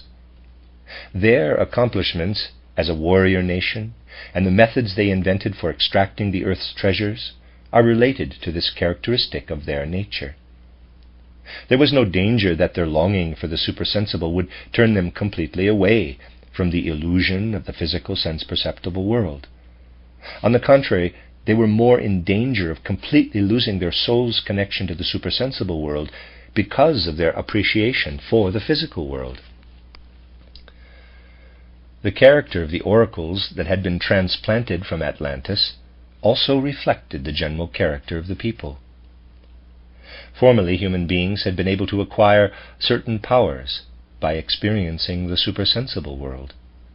At this time, it was still possible to control some lower forms of these powers.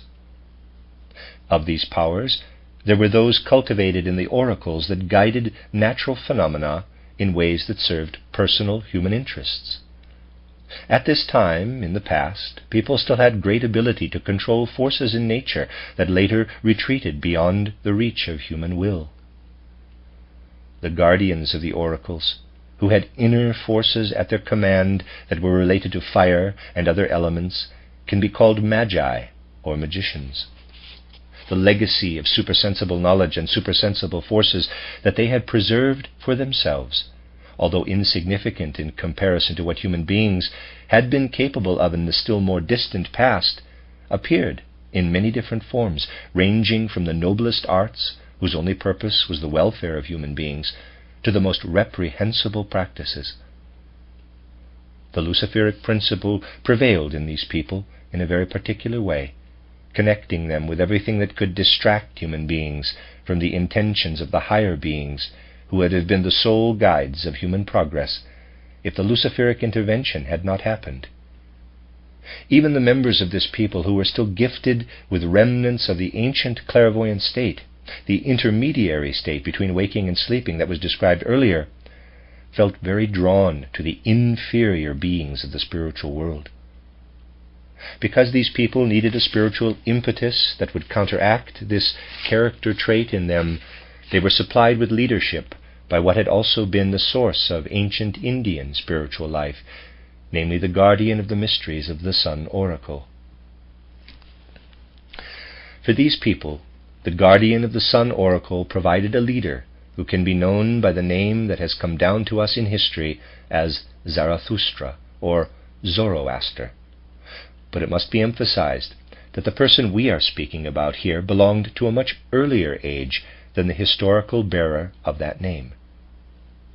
However, we are dealing here with a question of spiritual science rather than one of outer historical research. Anyone who cannot help but think of a later age in connection with the bearer of the name Zarathustra can reconcile this with spiritual science by thinking of the historical Zarathustra as a successor to the first great Zarathustra, as someone who assumed his name and worked in the spirit of his teaching. The impulse Zarathustra needed to provide for his people consisted in pointing out that the physical world of the senses is more than just the spiritless thing people encounter when they fall exclusively under the influence of the being of Lucifer. Human beings owe their personal independence and their sense of freedom to this being. However, Lucifer is supposed to work in them in harmony with the opposite spiritual principle. It was important for the ancient Persian people to remain alert to the presence of this other spiritual being. Their inclination toward the physical world of the senses threatened to make them merge completely with the Luciferic beings. Now, the initiation Zarathustra had received through the guardian of the Sun Oracle allowed him to receive the revelations of the exalted Sun beings. His training had led him to special states of consciousness, in which he was able to behold the Sun being's leader, who had taken the human ether body under his protection, as described earlier. Zarathustra knew that this being was guiding the evolution of humanity, but would only be able to descend to Earth from cosmic space at a certain point in the future. For this to happen, this being would have to be able to live in the astral body of a human being in the same way that he had been able to work in the human life body ever since the Luciferic intervention took place. For this to happen, a human being would have to appear who had transformed the astral body back to the stage it would have attained without Lucifer at a certain other point in time. parenthesis, in the middle of the Atlantean period of evolution, parenthesis. Without Lucifer, human beings would have reached this stage earlier, but without personal independence and without the possibility of freedom. From this point onward, however, human beings were to regain this high level in spite of these traits of their character. In his clairvoyant states, Zarathustra saw that in humankind's future evolution, it would be possible for a specific person to have an astral body of this sort. He also knew that until this time arrived, it was impossible to find the spiritual forces of the sun on earth. They could be perceived, however, by means of supersensible sight in the domain of the spiritual portion of the sun. He was able to behold these forces when he turned his clairvoyant gaze toward the sun, and he brought his people tidings of the nature of these forces, which at that time could be found only in the spiritual world, but would later descend to earth. In this way he proclaimed the great spirit of the sun, the spirit of light, parenthesis, the sun aura, Ahura Mazdao, or Ormuzd, parenthesis. For Zarathustra and his followers, this spirit of light became manifest as the spirit who turns his countenance toward human beings from the spiritual world and prepares the future within humankind. This spirit who points to the Christ before his appearance on earth was the spirit Zarathustra proclaimed as the spirit of light. In contrast, Zarathustra depicted Ahriman, parenthesis, Angra Manju, maybe, parenthesis, as a power whose influence causes the human soul life to deteriorate when it surrenders to this influence in a one-sided way. This power is none other than the one described earlier as having achieved a particular dominion over the earth ever since the betrayal of the Vulcan mysteries. Alongside his tidings of the light god, Zarathustra also proclaimed the doctrine concerning spiritual beings that reveal themselves to the purified consciousness of the seer as the companions of the spirit of light. In stark contrast to these beings were the tempters, who were appearing to the unpurified remnants of clairvoyance that had been retained from Atlantean times. It had to be made clear to the ancient Persians that the human soul, to the extent that it was inclined toward working and striving in the physical world of the senses, was the battleground in a conflict between the power of the light god and that of his adversary. Zarathustra showed how human beings had to act so as not to be led into the abyss by this adversary, whose influence might be turned to good through the power of the spirit of light. Egypto-Chaldean civilization. A third post-Atlantean cultural epoch first developed among the peoples who eventually migrated into the Middle East and North Africa, the Chaldeans, Babylonians, and Assyrians on the one hand, and the Egyptians on the other. They developed a still different understanding of the physical sense-perceptible world than the ancient Persians. In comparison to other ethnic groups, they had acquired much more of a spiritual predisposition for intellectual endowment, for the ability to think that had been developing since the later part of the Atlantean age. As we know, it was the task of post-Atlantean humanity to develop soul faculties that could be acquired through awakened powers of thought and feeling that are not directly stimulated by the spiritual world, but come about when human beings observe the world of the senses, find their way into it, and adapt it. Conquering the physical world with these human faculties must be seen as the mission of post-Atlantean humanity. This conquest proceeded step by step. In ancient India, although people's soul makeup already directed them toward the physical world, they still saw it as an illusion, and their spirits turned toward the supersensible world.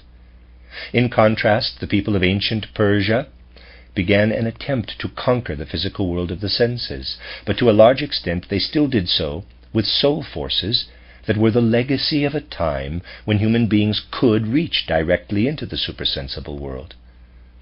Among the peoples of the third cultural epoch, souls had lost much of their supersensible faculties.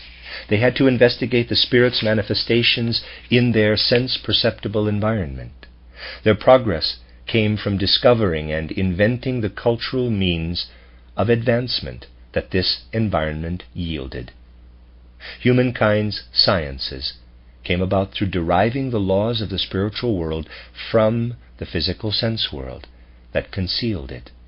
Technology and the arts and their tools and methods came about through recognizing and applying the forces of this sensory world. The Chaldeans and Babylonians no longer saw the world of the senses as an illusion.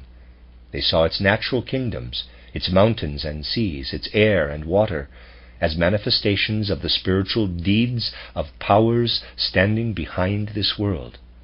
And they attempted to discover the laws governing these powers. To the Egyptians, the earth was the setting for their work. In the state in which it was given to them, it was in need of being transformed through their own intellectual forces, so that it would reflect the impact of human power. The oracles that had been transplanted from Atlantis to Egypt originated primarily in the Atlantean Mercury oracle, but there were also others, the Venus oracles, for example. What these oracles cultivated in the Egyptian people became the seed of a new civilization. This seed originated with a great leader who had been trained in the Persian mysteries of Zarathustra and was a reincarnation of one of the disciples of the great Zarathustra himself. If we want to cite a historical name, we can call him Hermes. Through absorbing the Zarathustrian mysteries, he was able to find the right way to guide the Egyptian people. In earthly life, between birth and death, the Egyptians approached the physical world of the senses with their understanding in a way that allowed them to perceive the spiritual world behind the world of the senses only to a very limited extent. However, they were able to recognize spiritual laws in the sense-perceptible world. Therefore, they could not be taught about this spiritual world as one they would be able to enter during life on earth. But it was possible to show them how human beings, in the body-free state after death, would commune with the world of spirits that left impressions in the sense-perceptible physical domain during an earthly human lifetime. Let me read that sentence again. Therefore, they could not be taught about this spiritual world as one they would be able to enter during life on earth. But it was possible to show them how human beings in the body-free state after death would commune with the world of the spirits that left impressions in the sense-perceptible physical domain during an earthly human lifetime. Hermes taught that to the extent human beings on earth applied their forces to working in accordance with the intentions of spiritual powers, they make it possible for them to unite with these powers after death. In particular, those who had worked most diligently in this direction between birth and death would be united with Osiris, the exalted sun being. The Chaldean-Babylonian aspect of this cultural stream was more emphatic than the Egyptian in directing the human mind toward the physical world of the senses. The laws of this world were investigated, and spiritual archetypes were perceived in their sense-perceptible images. However, in many respects, this people remained caught in the sense-perceptible element. Instead of a star's spirit, the star was pushed into the foreground, and the same was true of other spiritual beings and their earthly manifestations. Only their leaders acquired really deep knowledge of the laws of the supersensible world and of how these laws worked together with the sense world. The contrast between the knowledge of the initiates and the mistaken beliefs of the people were stronger here than anywhere else. Greco-Latin civilization. Conditions were quite different in the areas of southern Europe and Asia Minor, where the fourth post-Atlantean cultural epoch blossomed. We can call this the Greco-Latin epoch. The migrants to these countries were the descendants of people from many different parts of the ancient world, and their oracles followed the traditions of many different Atlantean oracles. Some individuals possessed the legacy of ancient clairvoyance as a natural faculty. For others, it was relatively easy to acquire it through training. Particular centers not only preserved what had come down from the ancient initiates, but also developed worthy successors, who in turn trained disciples who were capable of rising to high levels of spiritual perception. This meant that these ethnic groups possessed an inner urge to create a place in the sense-perceptible world that would express the spiritual element in its perfect form within the physical element. This urge resulted in Greek art, among many other things. If we can understand the Greek temple through spiritual sight, we will recognize that in this marvelous work of art, human beings have transformed the sense-perceptible material element in such a way that every part of it has become an expression of the spiritual element. The Greek temple is the quote-unquote house of the spirit. In beholding its forms, we perceive what is otherwise seen only by seers. A temple of Zeus or Jupiter is fashioned in a way that presents our physical sense of sight with a worthy vessel for what the guardian of the Zeus or Jupiter initiation beheld with spiritual sight. This is true of all Greek art. In mysterious ways, the wisdom of the initiates flowed into poets, artists, and thinkers. In the constructs of ancient Greek philosophy, the mysteries of the initiates are found in the form of concepts and ideas. The influence of the spiritual life, the mysteries of the Asian and African initiation centers, flowed into these people and their leaders. The great Indian teachers, the associates of Zarathustra, and the followers of Hermes had all trained disciples, and either these disciples or their successors then founded initiation centers in which the ancient wisdom came to life in a new form. These were the mysteries of antiquity, where disciples were prepared to reach states of consciousness that would allow them to attain perception of the spiritual world. More will be said about these mysteries of antiquity in the final chapters of this book. Other details are available in my book, Christianity as Mystical Fact. Wisdom flowed out of these initiation centers to those who cultivated the mysteries of the spirit in Asia Minor, Greece, and Italy. In the Greek-speaking world, the Orphic and Eleusinian mysteries developed into important initiation centers. The great teachings and methods of wisdom from earlier times worked on in the Pythagorean school of wisdom, because Pythagoras had been initiated into the secrets of a variety of mysteries during his extensive travels. The coming of the Christian era. During the post-Atlantean period, human life between birth and death also had its effect on the post-death body-free state.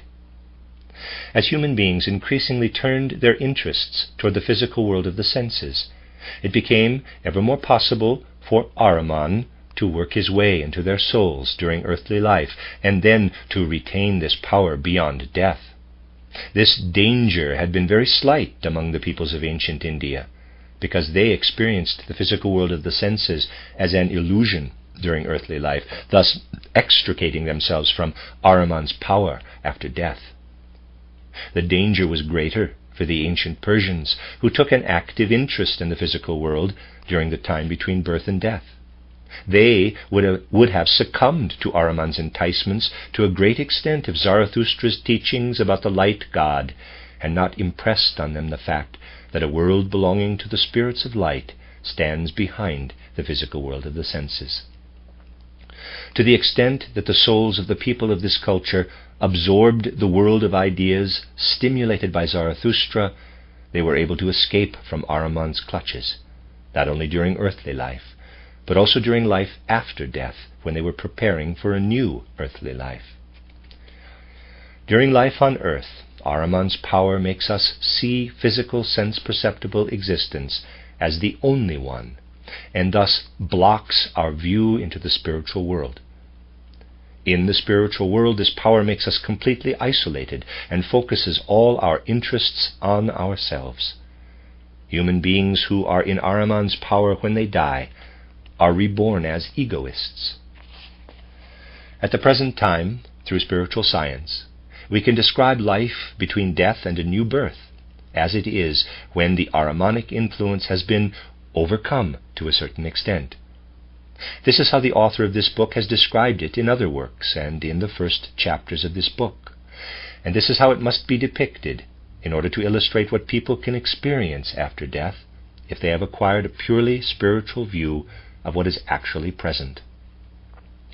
Whether individuals experience this to a greater or to a lesser degree depends on the extent of their victory over Ahriman's influence.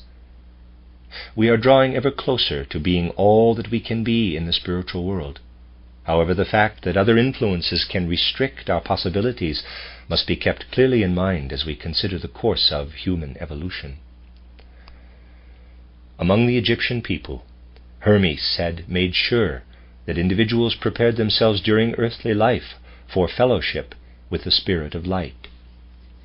However, because of, at that time, the pattern of people's interests between birth and death already permitted very little penetration of the physical sensory veil, their soul's spiritual gaze remained clouded after death, and their perception of the world of light remained faint. This veiling of the spiritual world after death reached a peak among souls who entered the body-free state from incarnations during the Greco-Latin civilization. They had brought the cultivation of sensory physical existence to full flower, thus condemning themselves to a shadow existence after death. It was not empty talk, but a feeling for the truth that made a hero of that age, inclined as he was toward the life of the senses, say, quote, "Rather a beggar on earth than a king in the realm of shades," unquote. Footnote, the soul of Achilles, conjured up out of Hades by sacrifices to the dead, speaks to Odysseus, quote, "Speak not wrongly of death, Lord Odysseus. I would much rather be a slave and a drudge in the fields, a pitiable man in search of his miserable food, than a king down here in the realm of the dead." Homer, The Odyssey, Song 11, end footnote. All this was still more pronounced among the Asiatic peoples, who, instead of turning their gaze to spiritual archetypes, had also made sensory representations the focus of their reverence and adoration. A large part of humanity was in this situation during the Greco-Latin cultural period. As we see, post-Atlantean humanity's mission of conquering the physical world of the senses necessarily led to estrangement from the spiritual world. The greatness of this age was therefore inevitably bound up with its decline. In the mysteries, the human being's connection to the spiritual world was cultivated. In specific soul conditions, their initiates were able to receive revelations of this world. These initiates were the successors of the Atlantean guardians of the oracles, more or less. What had become veiled to others through the impact of Lucifer and Ahriman was disclosed to them. Lucifer veiled that aspect of the spiritual world that had streamed into people's astral bodies without any involvement on their part until the middle of the Atlantean age. If the life body had not been partially separated from the physical body, people would have been able to experience this area of the spiritual world as an inner soul revelation. Because of Luciferic intervention, they could do so only during special states of soul. Then a spiritual world appeared to them in astral array. In this way, superhuman beings revealed themselves, appearing as figures that consisted only of the higher members of the human makeup. These members bore astrally visible symbols of these beings' particular spiritual forces. After Ahriman's intervention in the middle of the Atlantean age, another type of initiation was added to this one. Ahriman concealed all of that aspect of the spiritual world that would have appeared behind physical sense perceptions if this intervention had not taken place. Initiates owed the disclosure of this aspect to the fact that their souls had practiced all the faculties that human beings had acquired since that time, but to a far greater extent than was required to gain impressions of physical sense-perceptible existence. Through this, the spiritual powers lying behind the forces of nature were revealed to these initiates, who were then able to speak about the spiritual beings behind the natural world. The creative powers of the forces at work in nature below the human level were disclosed to them.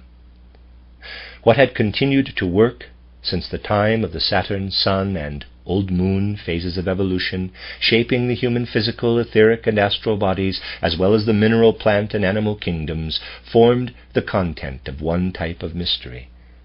These were the mysteries Ahriman tried to conceal. What had led to the sentient mind and consciousness souls was revealed in mysteries of a second type.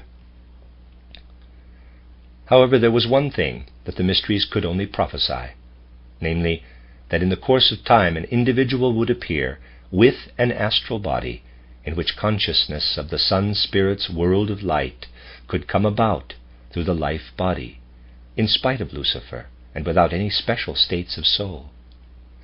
This individual's physical body would have to make it possible for him to receive the revelations of the aspect of the spiritual world that Ahriman can conceal until the time of physical death. Physical death would be able to change nothing in this individual's life. That is, it would have no power over him.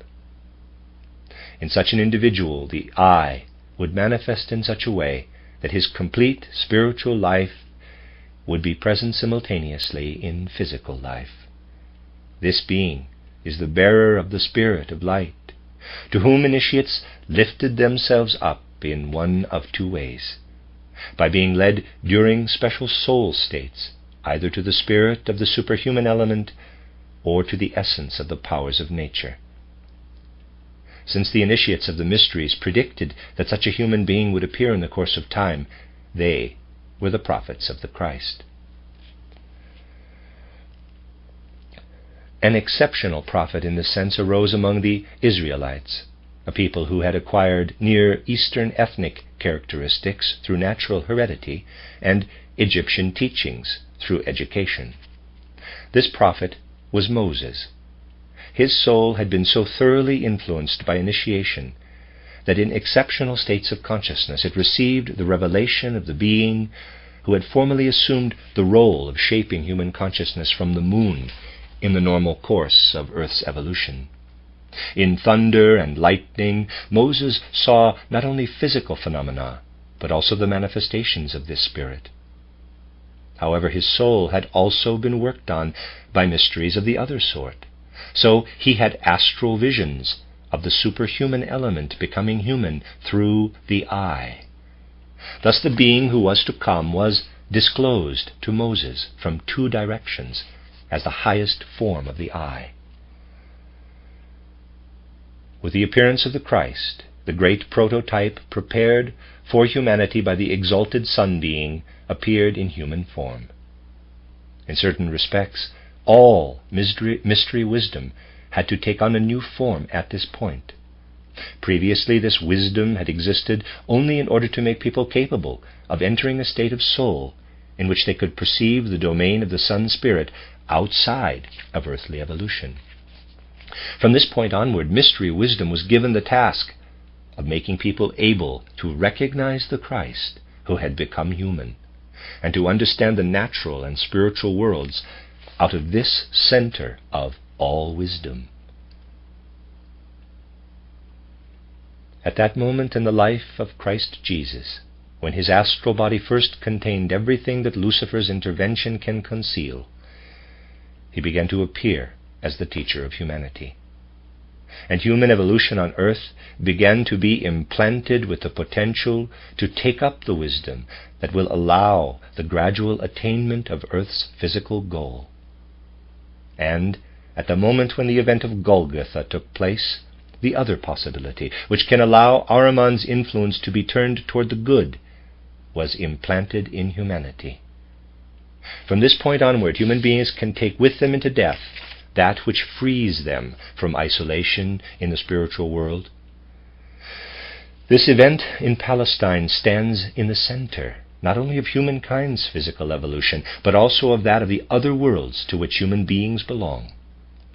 When the mystery of Golgotha was accomplished, when the Christ had undergone death on the cross, he appeared in the world where souls lingered after death and set limits on Ahriman's power, illuminating the regions that the Greeks had called the kingdom of shades with a spiritual bolt of lightning that showed its inhabitants that light was meant to enter it again.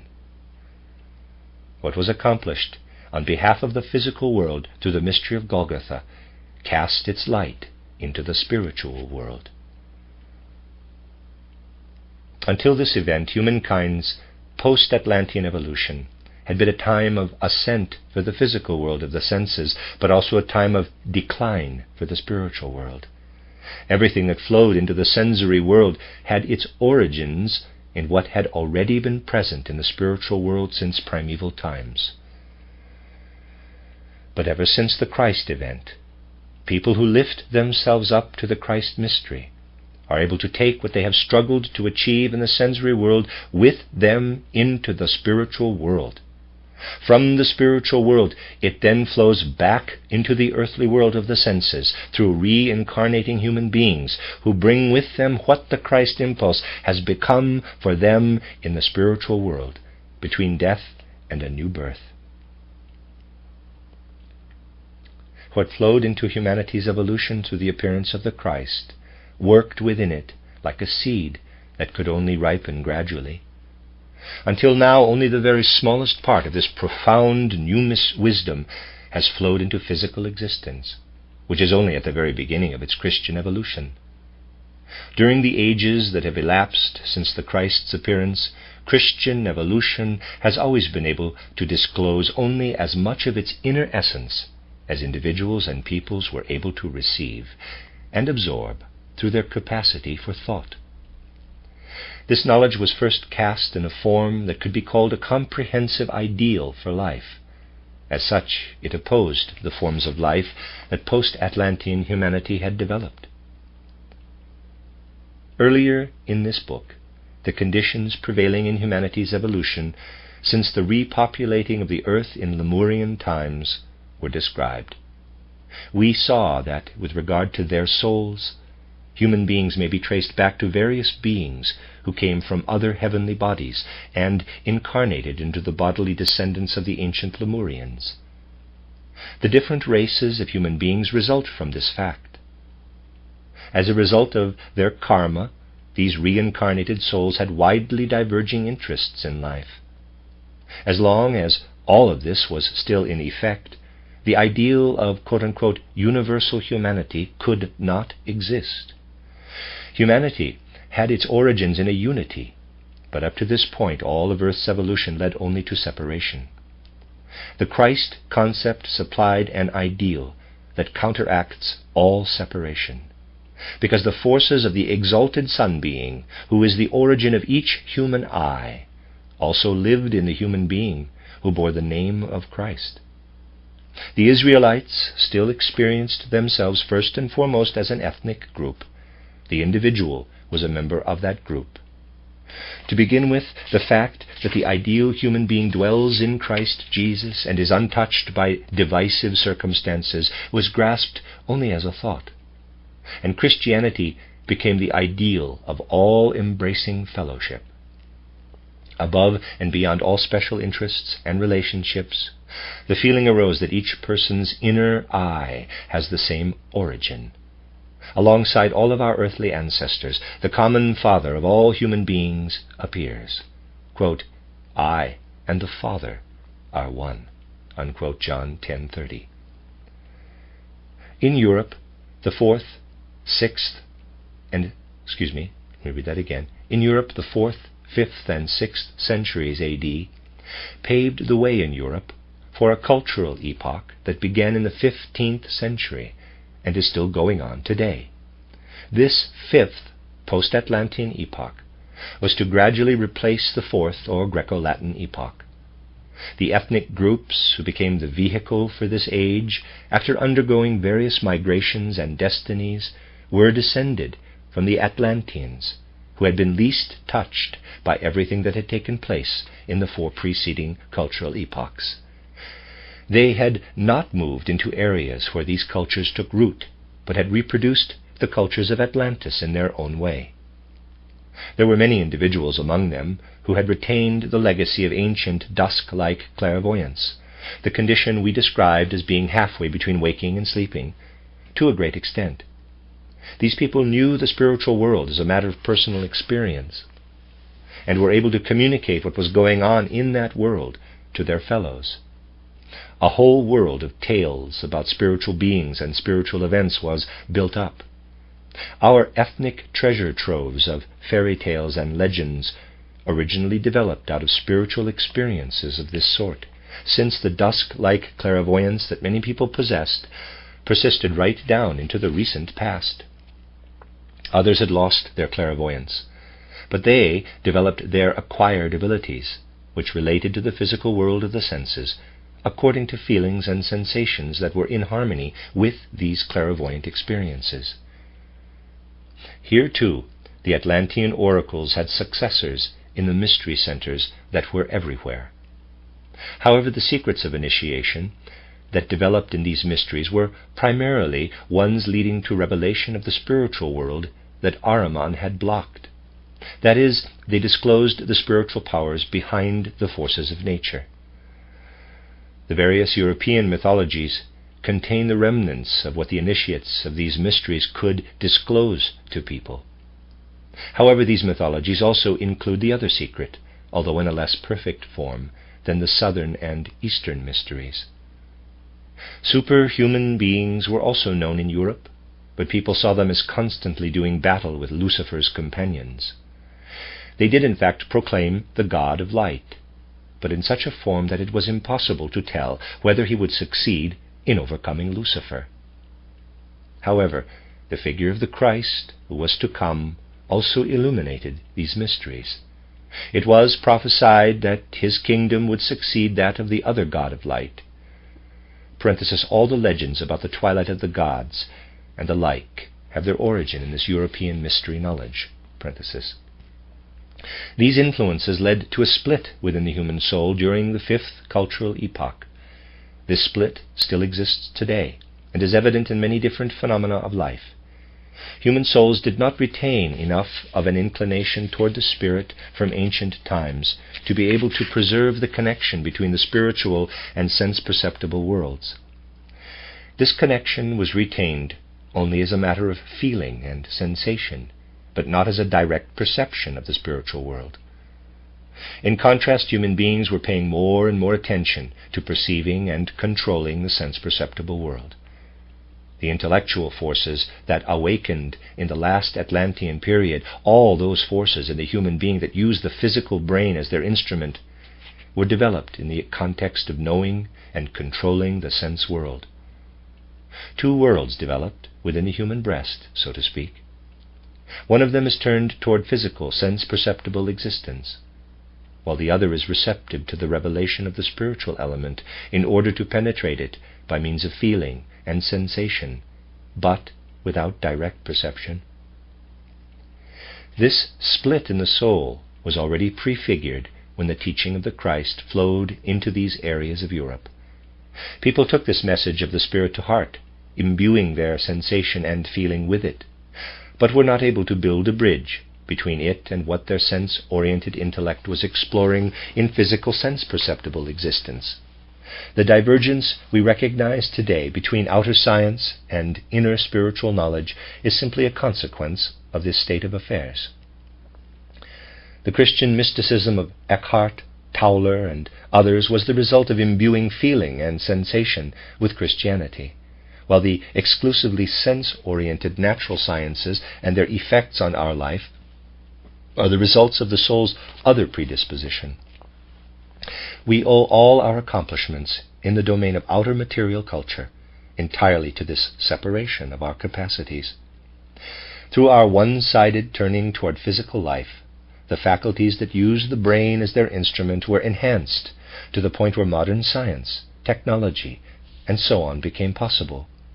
This material culture could originate only among the peoples of Europe, because they were the Atlantean descendants who developed their inclinations toward the physical sense-perceptible world into specific faculties only once that inclination had already achieved a certain maturity. They had previously allowed it to remain dormant, subsisting on their legacy of Atlantean clairvoyance and on the communications of their initiates. Whereas outwardly the spiritual culture was devoted wholly to these influences, their sense of controlling the material world was gradually maturing. At present, however, the sixth post-Atlantean cultural epoch is already dawning. For whenever something is meant to come about at some future point in humanity's evolution, it gradually matures during the preceding age.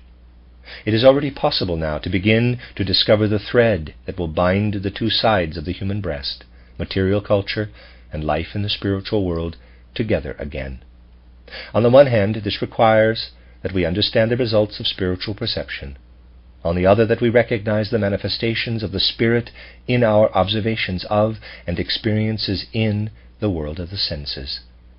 The sixth cultural epoch will fully develop the harmony between these two things.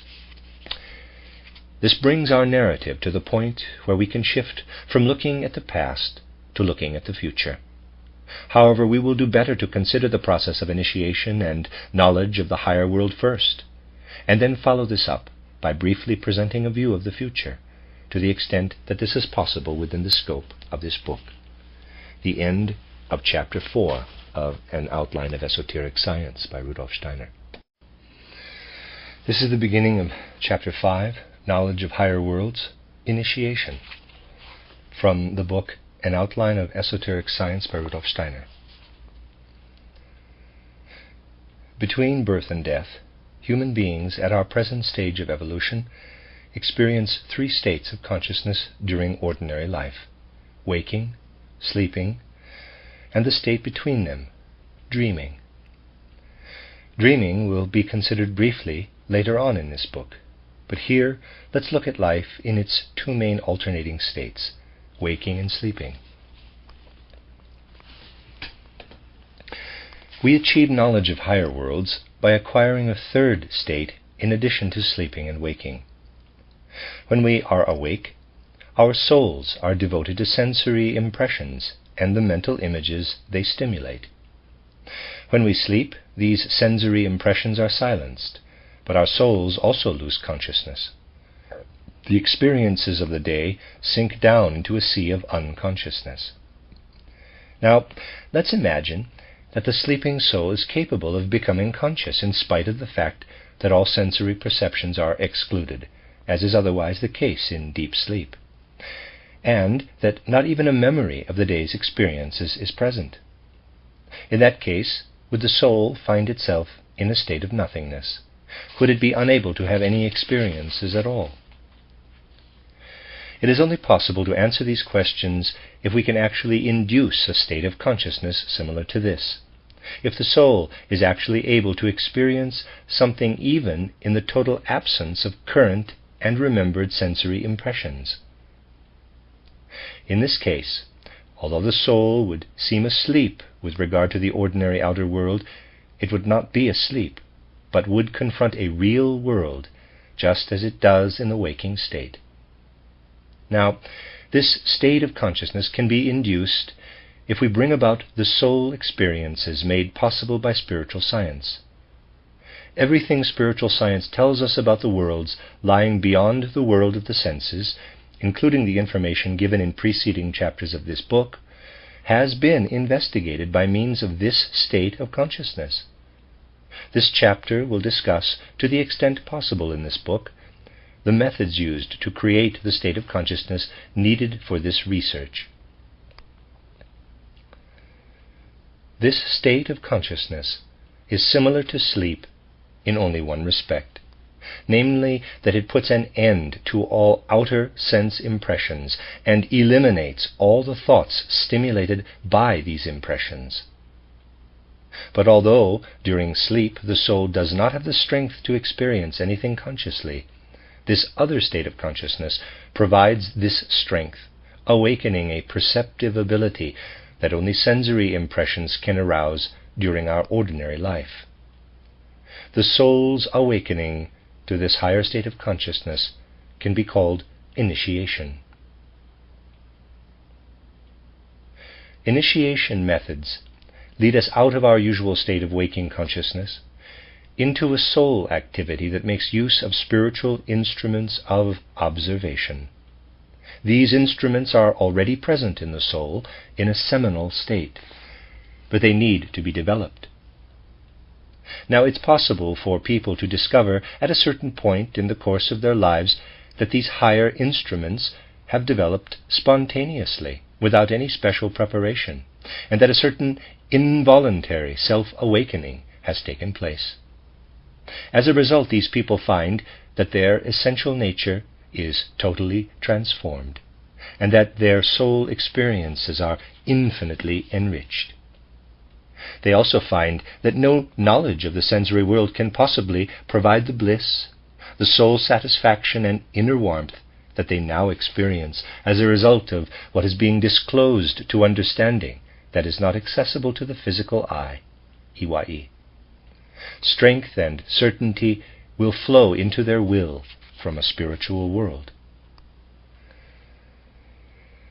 Such instances of self-initiation do occur, but they should not tempt us to believe that the only right thing to do is to wait for this to happen and do nothing to bring initiation about through appropriate training. Since self-initiation can come about without observing rules of any sort, it is not necessary to talk about it here, but what will be described is how training can develop the seminal organs of perception lying dormant in the soul. People who feel no particular urge to do something for the sake of their own development may easily say that human life stands under the guidance of spiritual powers, and that instead of intervening in this guidance, we should patiently await the moment when these powers find it right to disclose another world to our souls.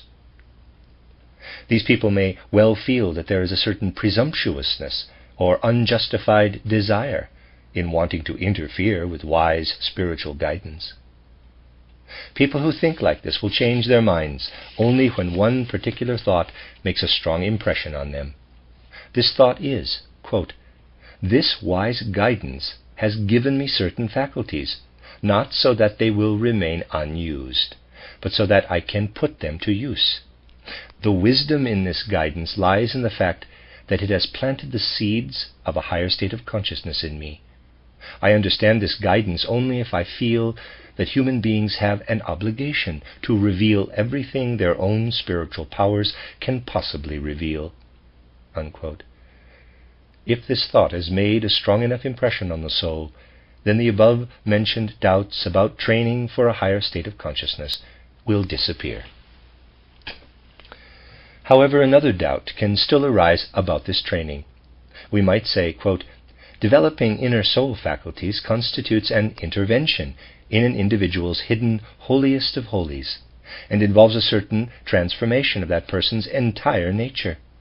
It is inherently impossible for us to independently conceive of the means for bringing about such a transformation, because only those who have personally experienced reaching a higher world can know how to do it. But if we turn to a person like this, we permit that person to have an influence on our own soul's hidden holiest of holies." Unquote.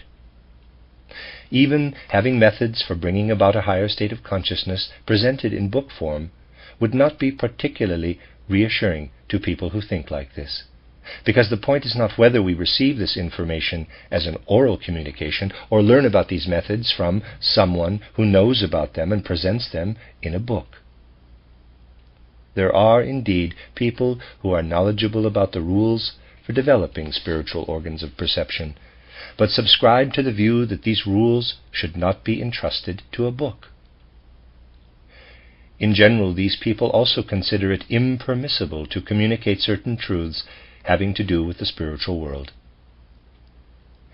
Given the present stage of humankind's evolution, however, this view must be considered outdated in a certain way. It is true that we can go only so far in communicating the rules in question, but the information that can be provided leads far enough so that those who apply it to their own souls will reach a point in the development of their knowledge where they will then be able to discover the rest of the way. Only personal previous experience on the path to spiritual knowledge can give us the right idea about how this path then leads on. All these facts can give rise to doubts about the path to spiritual knowledge, but these doubts disappear when we consider the nature of the course of development indicated by the training that is appropriate to our times. This is the path that will be discussed here. Other methods of training will be mentioned only briefly.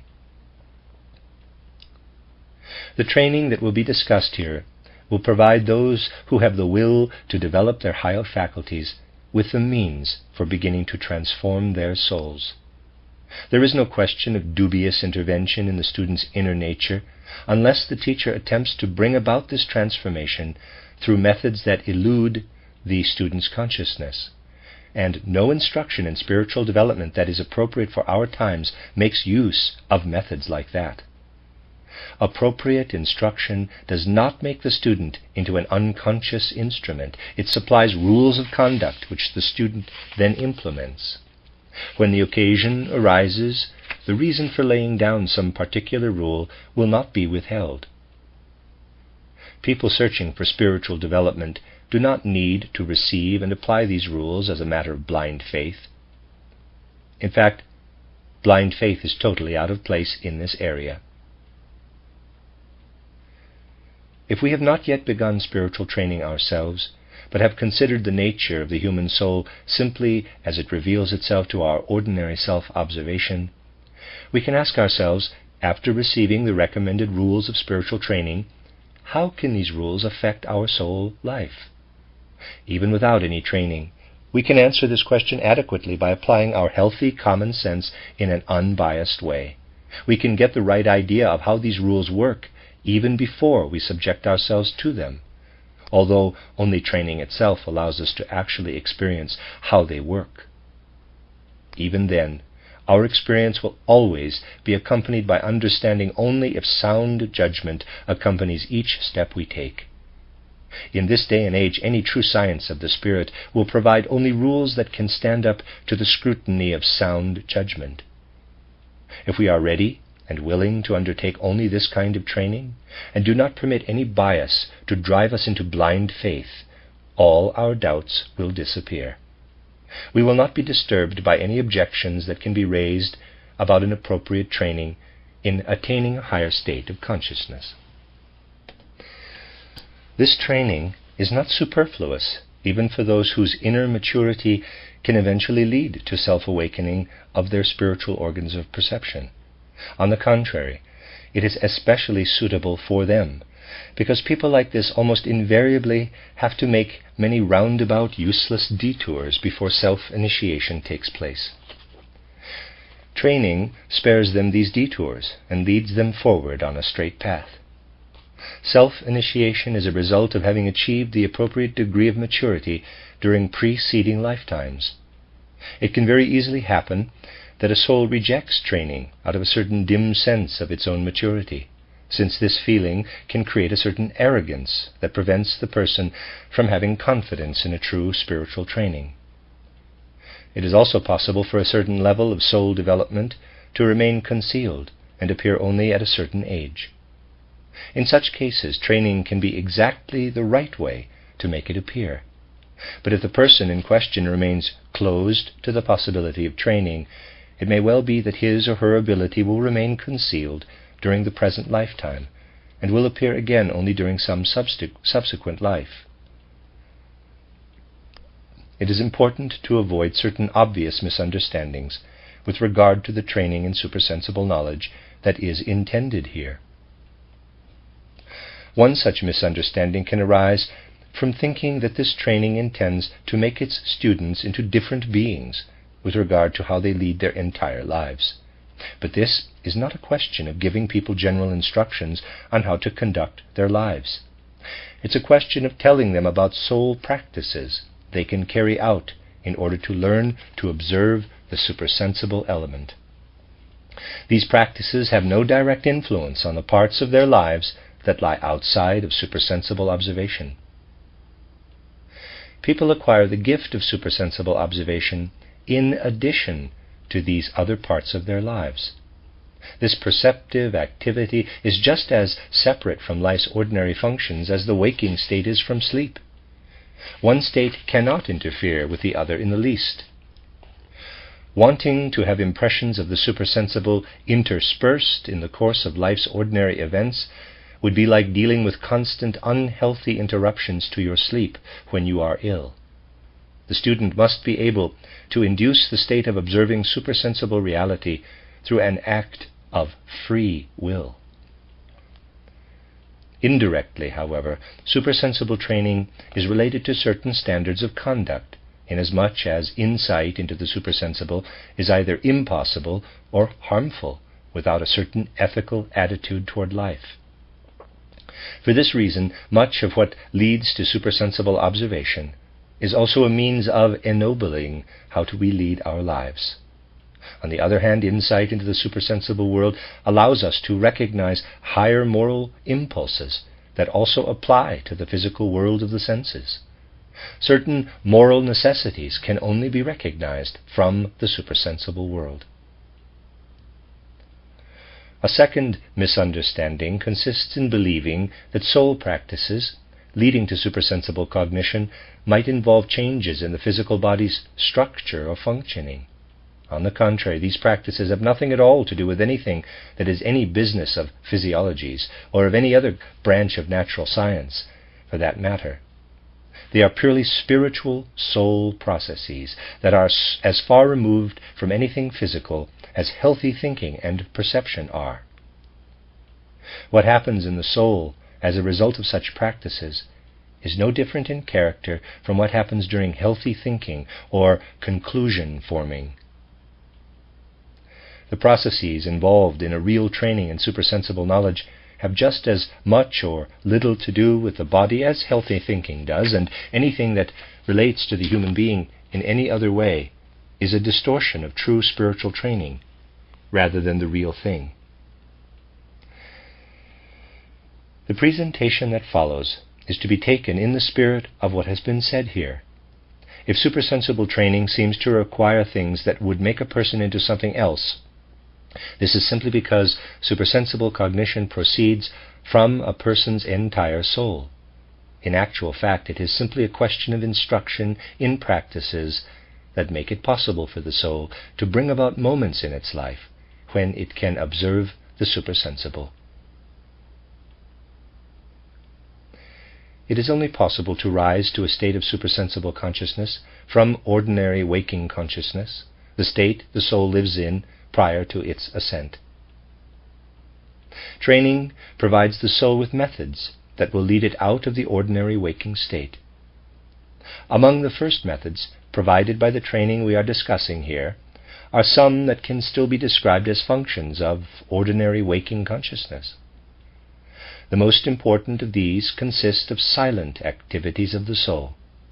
The soul is meant to devote itself to certain specific mental images that have the intrinsic power to awaken certain hidden faculties in the human soul.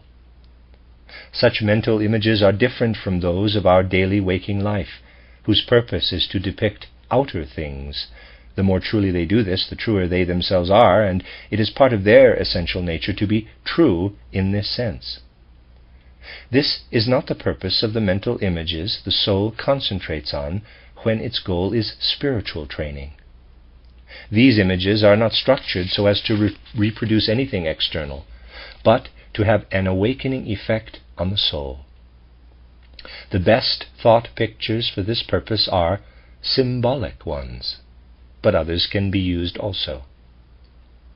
The content of these mental images is not the point.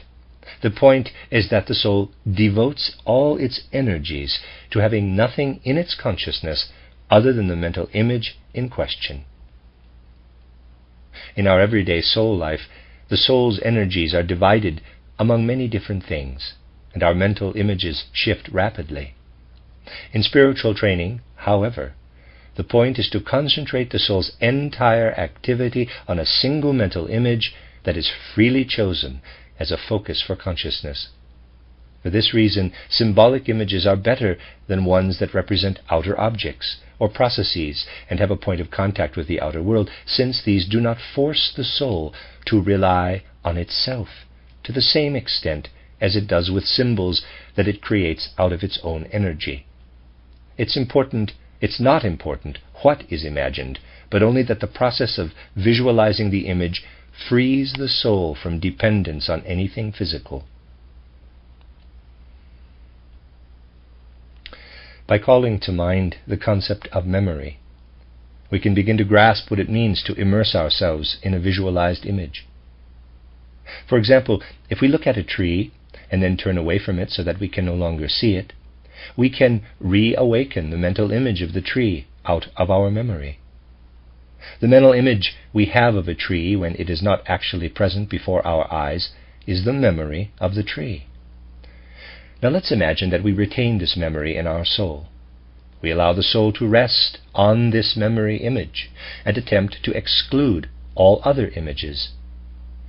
Then the soul is immersed in the memory image of the tree.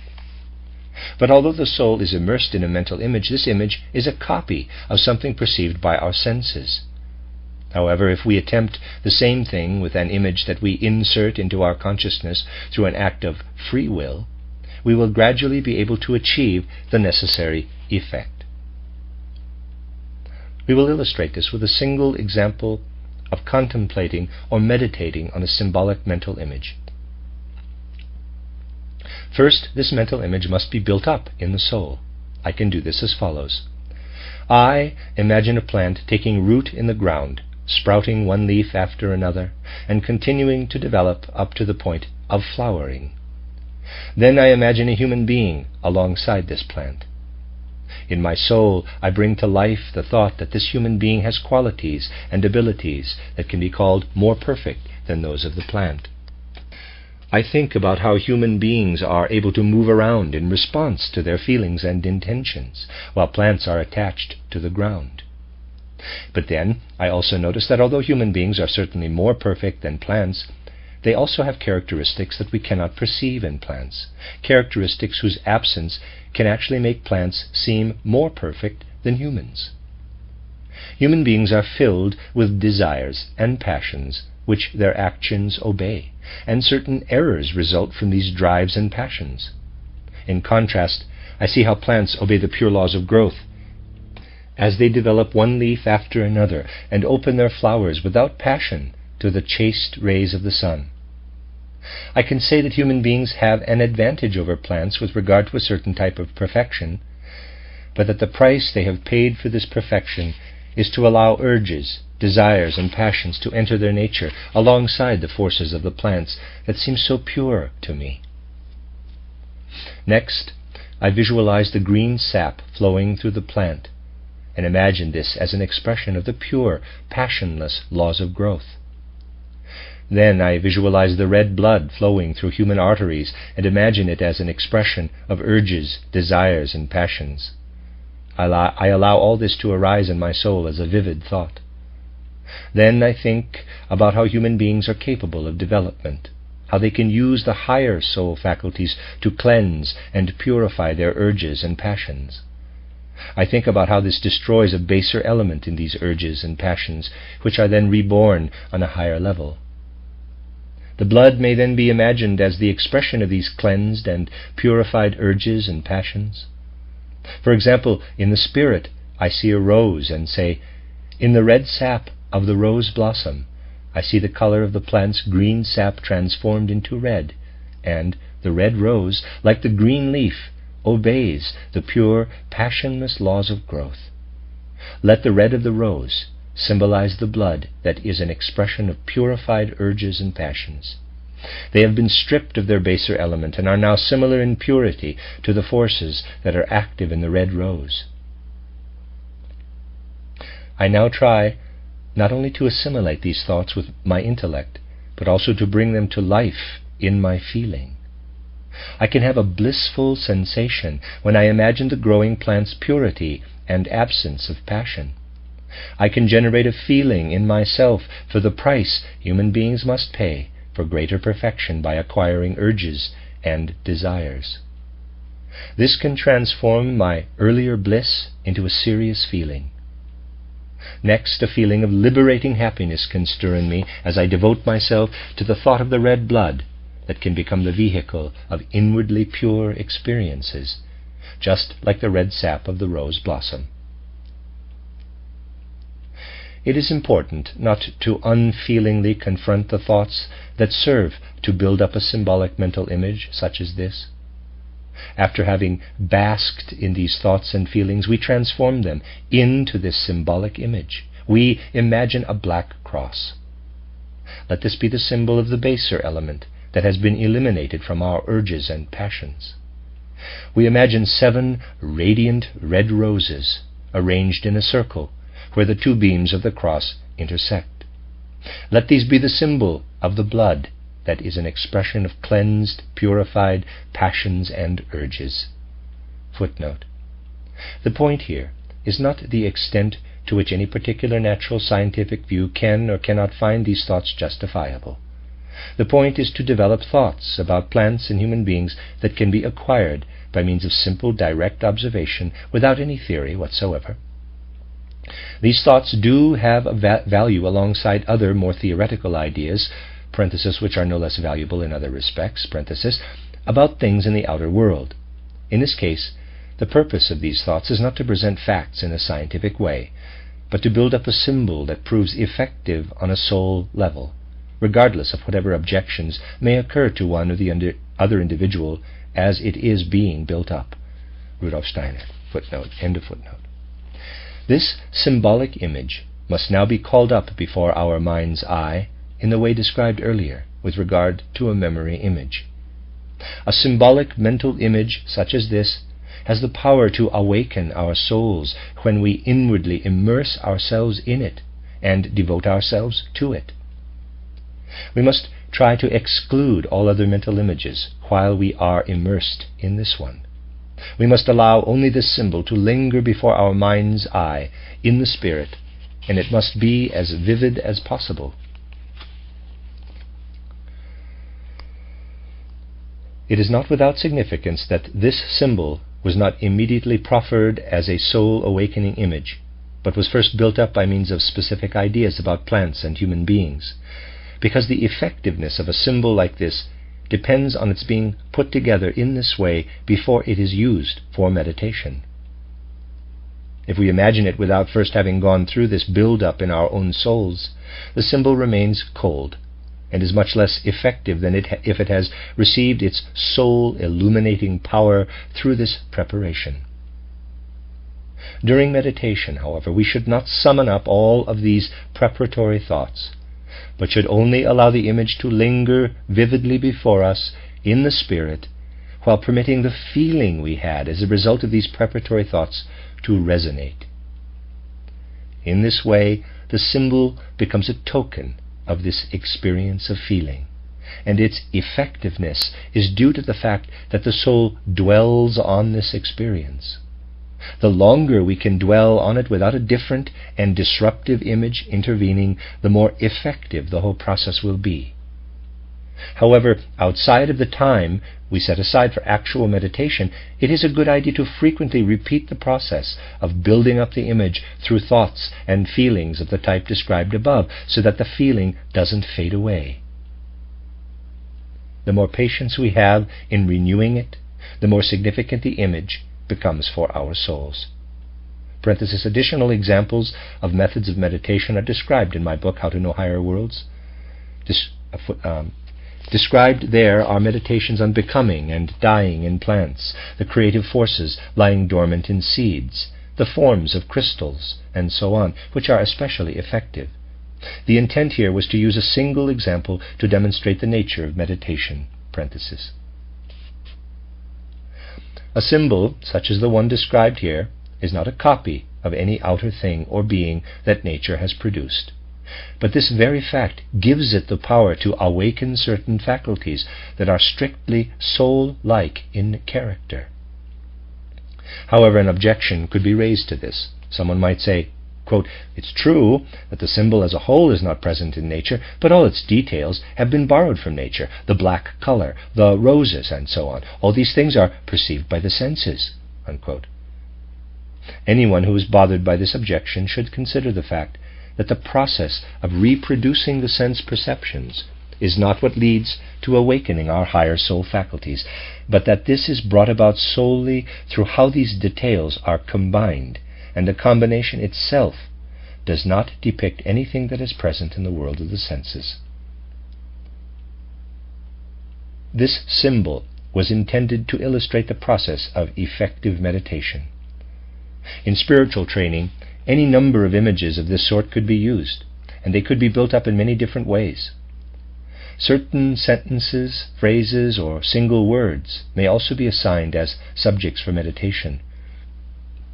The goal of all these methods of meditation, however, is to tear the soul away from sensory perception and to rouse it to activity in which physical sense impressions are meaningless, and the development of dormant inner soul faculties becomes the essential thing. It is also possible to meditate only on feelings, sensations, and so on, and such meditations prove to be especially effective. Let's take the feeling of joy, for example. In the normal course of our lives, our souls may experience joy when an outer stimulus for it is present.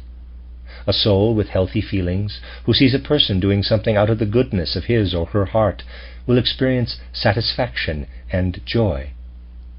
But this soul can then proceed to think about an action of this sort, saying, quote, "When something is done out of the goodness of someone's heart, the person in question is acting not in his or her own interest, but in the interest of fellow human beings. Such an action may be called morally good." Unquote. The meditating soul, however, can free itself completely from its mental image of the individual case in the outer world that has given it joy or satisfaction, and it can then form a comprehensive idea of good-heartedness. Perhaps it thinks of how good-heartedness comes about when one's soul absorbs another's interest and makes it its own. The meditating soul can then feel joy in this moral idea of good-heartedness. This joy is not due to any process in the sensory world.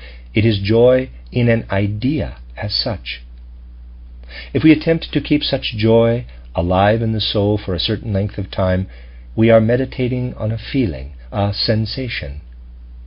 What then becomes effective in arousing our inner soul faculties is not the idea itself, but rather the ongoing influence of a feeling within the soul that has not been stimulated by a mere individual outer impression. Since supersensible knowledge is able to delve more deeply into the essence of things than our ordinary thinking, meditating on feelings derived from supersensible experience is much more effective in developing soul faculties. As necessary as this may be for higher levels of training, we must be aware that we can go quite far simply through energetic meditation on feelings and sensations of the sort typified by the meditation on good-heartedness.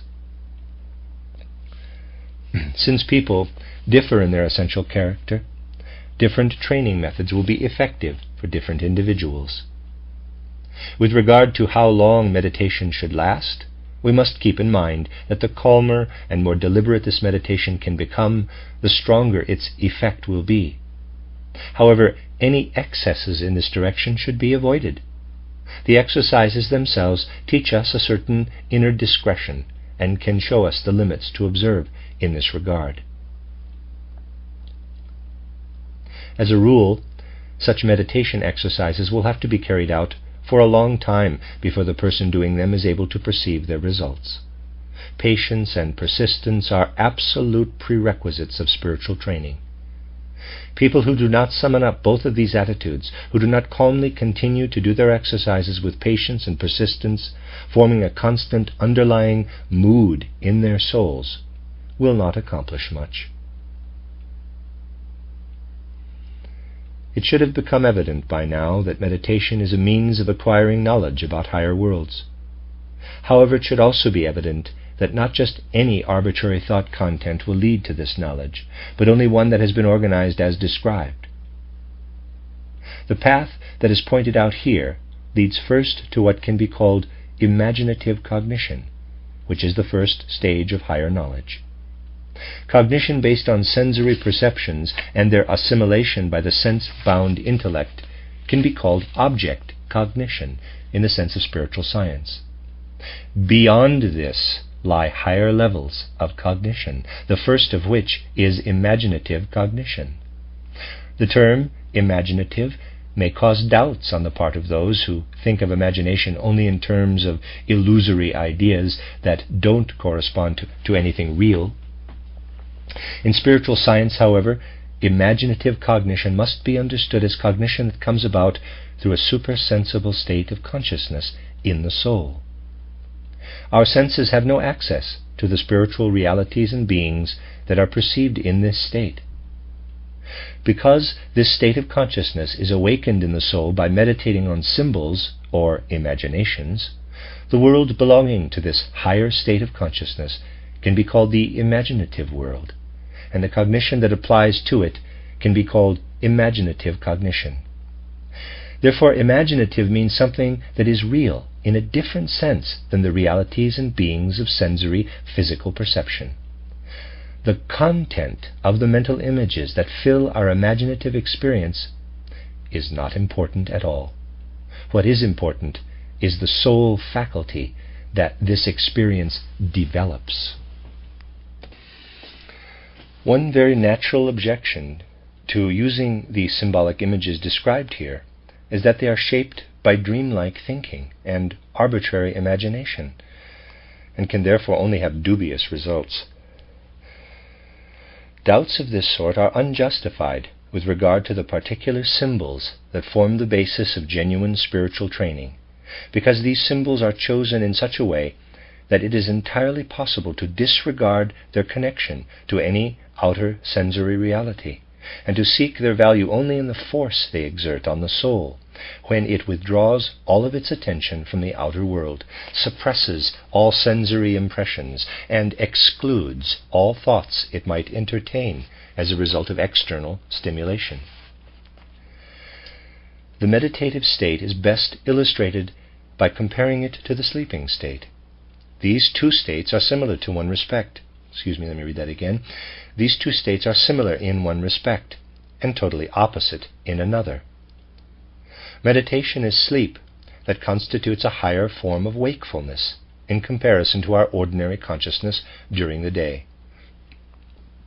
The important point is that concentrating on the idea or image in question forces the soul to summon up much stronger forces from its own depths than it does in ordinary life or ordinary cognition. This increases its inner liveliness. It frees itself from the body just as it does during sleep, but without falling into a state of unconsciousness. Instead, it experiences a world it did not experience before. Although this soul state is similar to sleep, in that the soul is released from the body, in comparison to ordinary day consciousness, it can be described as a state of heightened wakefulness. This allows the soul to experience itself in its true inner independent nature. In contrast, because the soul's own forces do not develop to the same extent in the ordinary daily waking state, it can only become conscious of itself there with the help of the body. As a result, it does not experience itself, but only becomes aware of itself in the reflection-like image that the body, or actually the body's processes, presents to it. By their very nature, symbols built up in the way described above do not yet relate to anything real in the spiritual world. They serve to free the human soul from sensory perception and from the brain, the instrument to which our intellect is initially bound.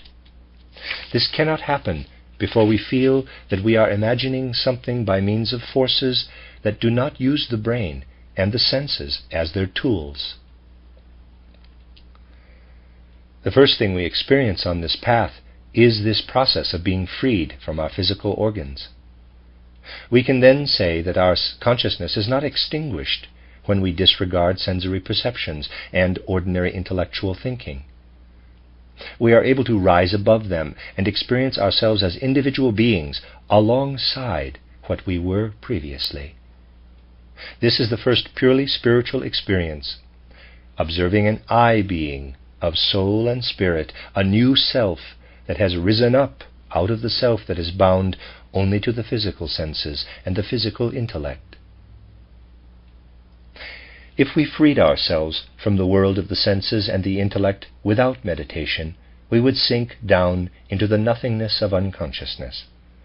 Of course, we each have a being of soul and spirit prior to meditation, but at that point it has no tools for observing the spiritual world.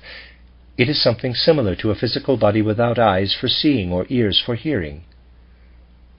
The energy applied during meditation first creates organs of soul and spirit in a previously unorganized soul-spiritual being. What is created in this way is also the first thing we perceive. So in a certain sense, our first experience is a self-perception. It belongs to the very nature of spiritual training that at this point in its development, the soul practicing self-education is fully conscious of the fact that it first perceives itself in the world of images, imaginations, that appears as a result of the exercises that have been described.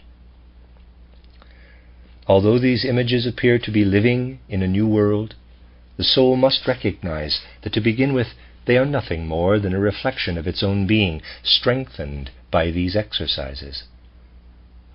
Not only must the soul recognize this and assess the situation correctly, it must also have developed its will sufficiently to be able to remove or extinguish these images from consciousness at any time. Within these images, the soul must be able to act freely and completely deliberately. This belongs to a genuine spiritual training at this point. If the soul were not able to do this, its situation in the domain of spiritual experience would be similar to that of a soul in the physical world if its eyes were fixated on objects and unable to look away. There is only one exception to the rule that it must be possible to extinguish images, and that is a group of inner pictorial experiences that must not be extinguished at this stage of spiritual training. They correspond to the core of the soul's own being. In these images, each student of the spirit recognizes his or her fundamental being, the aspect of the self that moves through repeated earth lives. At this point, sensing repeated earth lives becomes a real experience. In all other instances, however, the above-mentioned independence with regard to spiritual experiences must prevail. Only after having acquired the ability to extinguish our experiences do we approach the real spiritual world outside of ourselves. In place of what we have extinguished, something else appears, and we recognize its spiritual reality. We feel that our souls are outgrowing something undefined and becoming something defined. We must then move on from self-perception to observing an outer world of soul and spirit. This happens when we structure our inner experience along the lines of what will be described next. At the end of the first part of Chapter 5, I have finished paragraph 17 on page 302 of An Outline of Esoteric Science. This is a reading of An Outline of Esoteric Science by Rudolf Штайнер. I'm on Chapter 5. This is the second part. I'm on paragraph 18.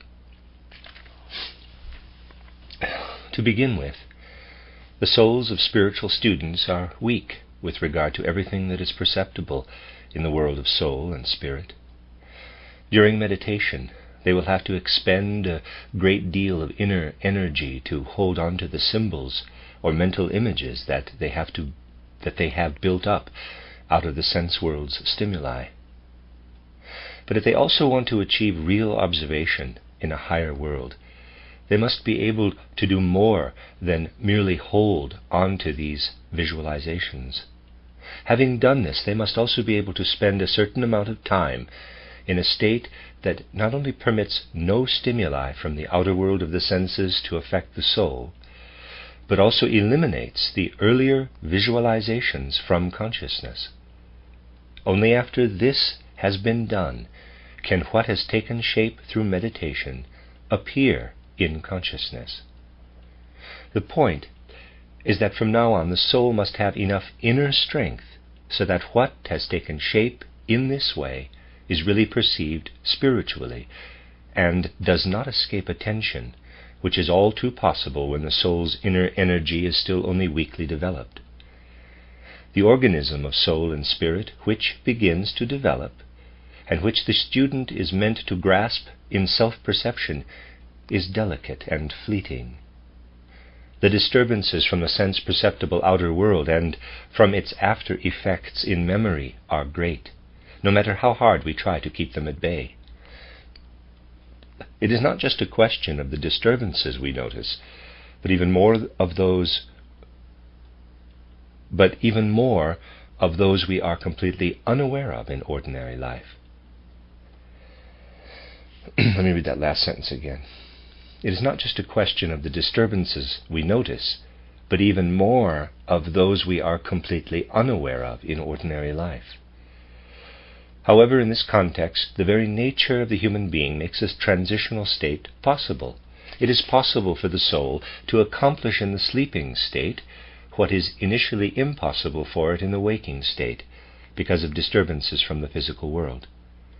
If we devote ourselves to inner contemplation and are then properly attentive to what happens during sleep, we will notice that we are not, quote-unquote, fast asleep, that our souls have times when they are still active in a certain way, in spite of being asleep. During these states, natural processes keep the influences of the outer world at bay, even though the waking soul is not yet strong enough to ward them off under its own power. But if the meditation exercises have already taken effect, the soul frees itself from unconsciousness during sleep and senses the world of spirit and soul. This can happen in two different ways. Either we are able to realize during sleep that we are now in another world, or we are able, on waking, to recall having been there. The first instance requires greater inner energy than the second, which is, therefore, more prevalent among beginners in spiritual training. Students can gradually get to the point where they realize, after they wake up, that the whole time they were sleeping was spent in another world, and that they emerged from this world when they woke up. Their memories of the beings and realities of this other world will become ever more definite. In one sense or another, what can be called, quote, continuity of consciousness, unquote, that is, the continuation of consciousness during sleep, has set in. This does not mean, however, that these people are always conscious during sleep. It is already a big step toward continuity of consciousness. If people who otherwise sleep just like anyone else have certain times during sleep, when they can look as though consciously into a world of spirit and soul, or if they can look back in memory on these brief conscious states when they are awake. We must not forget, however, that what is described here is only meant to be a transitional state. If our purpose is to train ourselves, it's good to go through this transitional state, but we should not believe that we should derive a conclusive view of the world of spirit and soul from it. In this state, the soul is uncertain and not yet able to trust its perceptions. Through such experiences, however, it gathers more and more strength in order eventually to be able to keep the disturbing influences of the physical outer and inner worlds at bay when it is awake, and thus to observe the world of spirit and soul without being distracted by any impressions coming from the senses, by the intellect that is bound to the physical brain, or even by the mental images of meditation, which are merely a preparation for spiritual sight and have now been removed from consciousness.